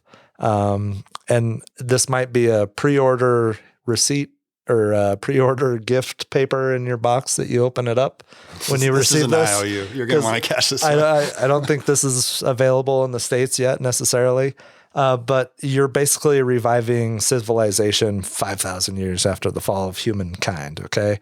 But the things that, it's got dual layer boards. The boards look incredible. Simple 2 actions, choices each turn. You're trying to reach and populate. So there's some exploration, the ancient sites on Earth or whatever. It's deck construction. I think it's cool. You play through a small campaign. I think it was 5 games, each new game releases new content, which is a kind of a cool way to get you to play a little bit of campaign game, but then you have your final version of the game it's not unique to you. It's the same for everybody, I think. But it's, after you play through the 5-game campaign, then you've got the full game, and it just looks really cool, really beautiful. It's published by Apport the Games and designed by Helge Meisner, Elif Svensson, Anna Vermland, Kristen. Lots of people with really awesome names that I cannot pronounce. But it looks beautiful. It looks really nice. It's not cheap. I know that. I think it's up towards the $70 range, but it looks amazing. And this one is definitely a game that I'm going to have my eye on next year. It's pretty. Looking at pictures of it now. Yeah. It looks nice. I would be glad to get this IOU. I would too. Yeah. Yeah. That'd be awesome. It also, I would have been happy with my Imperial Steam, the definition of a gamer's game to me. So Yeah. Agreed. I agree with that. So let's talk about, we've talked about the gamer's game. What about the gamer who has all the games and has large shelves worth of games and you don't know what to get them because they're very particular. What do we get them? So we may all have the same answer. I know. For me, but I have a backup. I do too. I probably have a couple We may things. have the same backup. Yeah. For me, it's the iron clays from Roxley. They can be used in so many different games. They're beautiful. The feel of them is it's awesome. We played Railways of Sweden the other night with those. Did we play with them? We did. We did. Yeah, Yes, we did. And just having them, holding them in your hands, they're beautifully done. They're amazing quality. They are accessible. They're still available in places. And there's been times where they've been out of print, but they are amazing and they can be used in so many different games. And I think on their Kickstarters, they come back too. So like their last Kickstarter, you could get more of them too. Yeah. So that's my answer for the guy or gal that has everything. So that was my first choice. The first thought instantly I went to the iron clays because because I knew that it was likely that we all, or at least multiple of us, would choose this. I also came up with another thing. So again, this went with the mentality of what would I want that I don't already have. And so I looked on Etsy because I think Etsy has a lot of really cool stores on there that do different things. And I found this store called Think Inside the Box, this Etsy shop. And one of the items they have are these hexagonal wooden magnetized board game trays. So like we all have different trays to store our components in for various games and things like that. But these ones are particularly cool because there are 8 of them that for $54 that are these really nice wood handcrafted things with magnets in them that allows you to stick your trays together and build various different styles of trays so that you can hold your components, which allows you to play for any different game. The way that these look and the way that they connect and the different variations of like how they compartmentalize tokens. Some are single open trays, or some of them are like split down the middle. So you have 2 options, or then you have a try option. It allows you to have a bunch of different tokens in there, and they're just gorgeous. I would love to have a set of these. So who's nice. Who's the really, really, really expensive board game table company? Is it Wormwood? Wormwood. Yeah. They have do. their own system of these, I think. They And look awesome too. Yeah. I have some leftover American black walnut from my table that I built, and I was thinking the other day that I could make some really cool trays. And they wouldn't be magnetized, but that's on my to-do lists here in the near future. Yeah. Nice. So yeah, I like that suggestion. Yeah. Great suggestion. I also put down iron clays. Yeah. Because I think that is the obvious answer, right? Because they're amazing. Also, I think if you're buying for a gamer who has all the games, find out what games they have and go to Board Game Geek and see if there are the GeekUp Bits for that game. That was one of my thoughts. And buy them because they are awesome. They elevate your game. If you have, I mean, even though Quacks of Quedlinburg isn't my favorite game, those pieces are incredible. Fantastic. And they make the experience so much better when you're fishing in that bag and they're all clinking together. And it's everything. the same. They have the Orleans set too. For the Orleans is the same thing. I have them for underwater cities and they're awesome.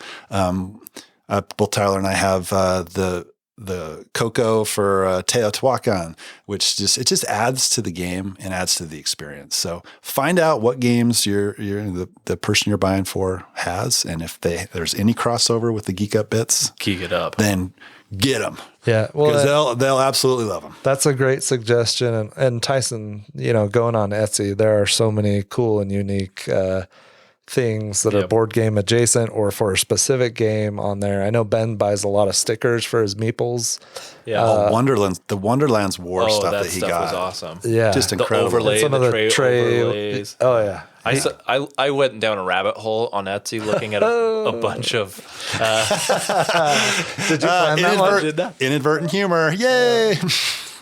But I saw a bunch of different like dice tower. Like if I had all the money in the world, there are some really expensive dice towers that like are like really immaculately put together that are just beautiful, like dragons castles and like That's a good suggestion. Dice towers are awesome. very cool. I would say board game table mats are another great suggestion. Or get them a board game table. Or yeah. Or If that. you really love this game, you're like, Yeah, mats are awesome. I have a little bit of a mat problem, but they really do. Yeah. But they really elevate your game. Having a nice play surface to play on, it helps out a ton. So that's a good suggestion too. So let's go to the last category we have here, game to donate. I want to start this off because I want to explain how I thought this one would go for me. So I thought, okay, if I'm going to donate a game, who am I donating this game to? And so I started thinking, if I'm going to donate this to like a Toys for Tots type of a thing, that's probably kind of what I was thinking too. where I would head down this. But then I started thinking, if I'm donating a game, I want to ensure that it's something somebody can play, whether or not their parents are going to read the rules to them or not. Oh, nice. Right? Because you don't know if you give a game and a parent can or wants to read those rules in a way that they can understand them, because reading rules can be difficult. Learning rules of a game, if you're not familiar with that, is difficult. So if I'm going to donate a game, I'm going to donate something that can be played and enjoyed regardless. And the game that came to mind is one that my kids absolutely love. And they were just playing this game the other day without the rules and just having a good time with it. And that's Fireball Island. Oh, Okay, nice. Fireball Island is this really cool vacuum formed 3D structure of an island where in the center is Volcar, this giant statue that breathes fire, and in it you drop marbles down. Basically, the game plays as your adventurers flying to Fireball Island, and you're these little figures trying to go around the island collecting treasures and taking pictures and things like that. And there's cards that allow you to do this. It's a very simple mechanism, but like it's fun. I like playing it with my kids and my wife, and we have a good time with it. But even when my kids don't grasp the rules fully on their own, they'll play the game and they'll drop the marbles down. They'll watch it hit the tourists and they have a lot of fun with it. So that was the rationale I went with. If I'm going to donate a game, I'm going to donate a game that can be fun, whether or not you understand the rules. Nice. I like it. so the game, I don't think this is any surprise. I don't know, maybe it is, but the game that I want to donate for all the same reasons that you mentioned, maybe the parents aren't around or don't want to read the rules, a simple, fun, well produced game that will catch a kid's attention is Monster Crunch. I mean, Oh gosh. no, hey, what? What's You just want to give away your copy. no? I'm buying a new copy. I'm not giving okay. away a used copy. I'm not a freaking dirtbag. All right. Well, Like this is, I'm not gonna wrap my copy in shrink wrap and put it in the Toys for Tots box. Like, I mean, come on, you could. I could, Saran but wrap it yeah. up. Saran wrap. But no, like, Glad cling wrap. look, you know? look. I mean, this is a little bit in jest, but this game is simple, minimal decisions, but relatable serial characters that are fun and whimsical and I don't know. And it really nice quality. It's durable. They're going to last. Milk tokens are fantastic. I know there's some facetious nature to You are this, struggling talking so hey, positively about this game. I can will tell accept it. It's a good donation. It's a good game. No, for it's you a to good game. enjoy. People would enjoy it. I've donated this to other people before. Look, this would be a great game. I think Scout would also be a great game. Simple rule set, a little bit. Basically, what I'm hearing a little is any bit. game no, you don't want. No, to hold play. on a second. I don't own Scout. I don't have a copy of Scout to donate.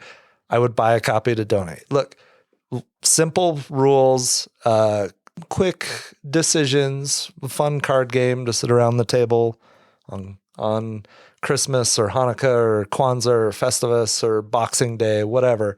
Good family experience and a simple card game with just a little bit of a twist to it to make it interesting. So it was a 2-pack that I'm donating. Monster Crunch And Scout. and Scout A twofer, huh? glued, the shrink wrap only, Oh, yeah. So you don't want to ruin the box. glued to a box of Monster Crunch cereal from Sam's Club, Right. which is still available. Blueberry. Yep. Something. Frankenberry. Yeah.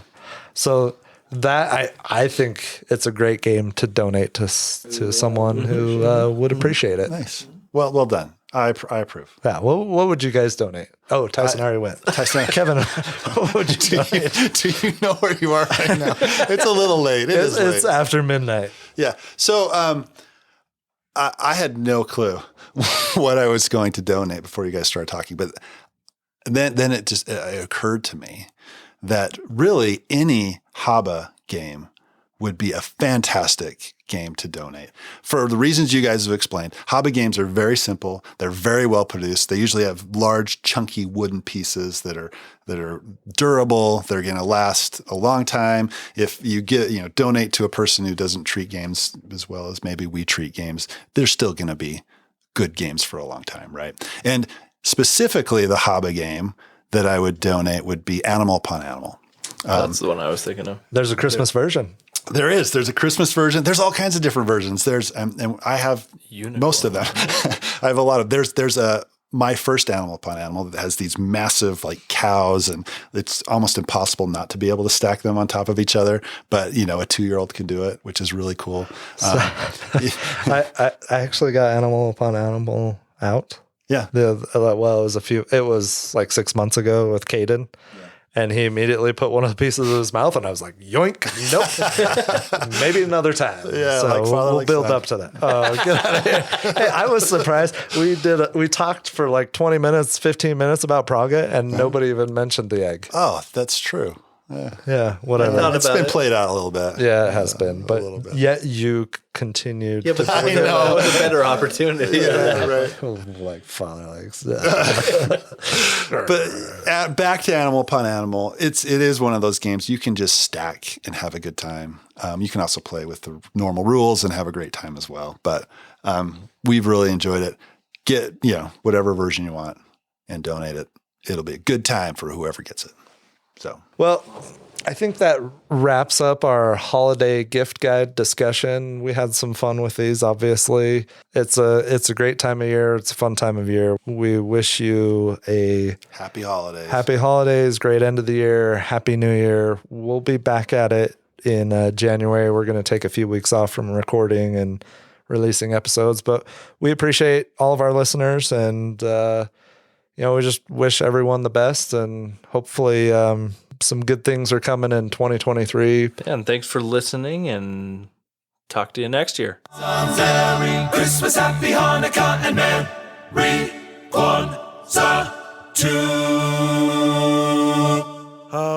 Thanks for listening to this episode of the Longest Turn Board Gaming Podcast. If you enjoyed this episode and you want more Longest Turn in your life, please check us out on Instagram. Also, be sure to check us out on Board Game Geek, where you can join our guild, Guild 3947, and check out our blog, where we post all our show notes and occasionally post more detailed reviews. If that's not enough for you, we have a Discord server. If you want to play a game with us on Board Game Arena, join our Board Game Arena group, The Longest Turn. Until next time, thanks for listening. Tot ziens. Goodbye. See you later.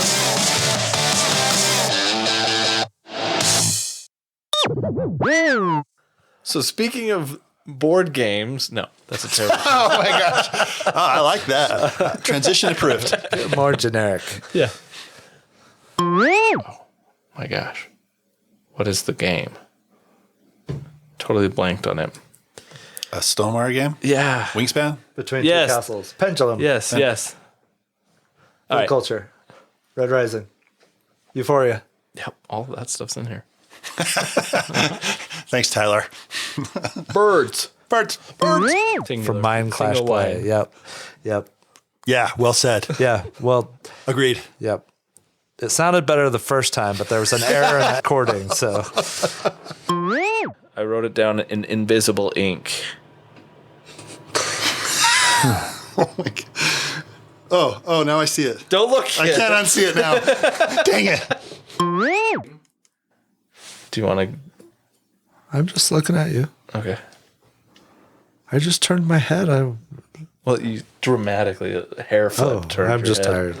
I don't have any hair to flip. That's what. Beard flip. Okay. Continue, Tyson. Go. So that wraps up what we. Tyson. All right. Combat points. We'll get there. So that wraps up. That was you that time. It was him every time. It was me. This episode. Yeah, I'm sorry. That's the only time this episode. I didn't know you're starting, okay? Sorry, my arms are folded. I apologize. Ho, ho, ho! Merry Christmas, Clark!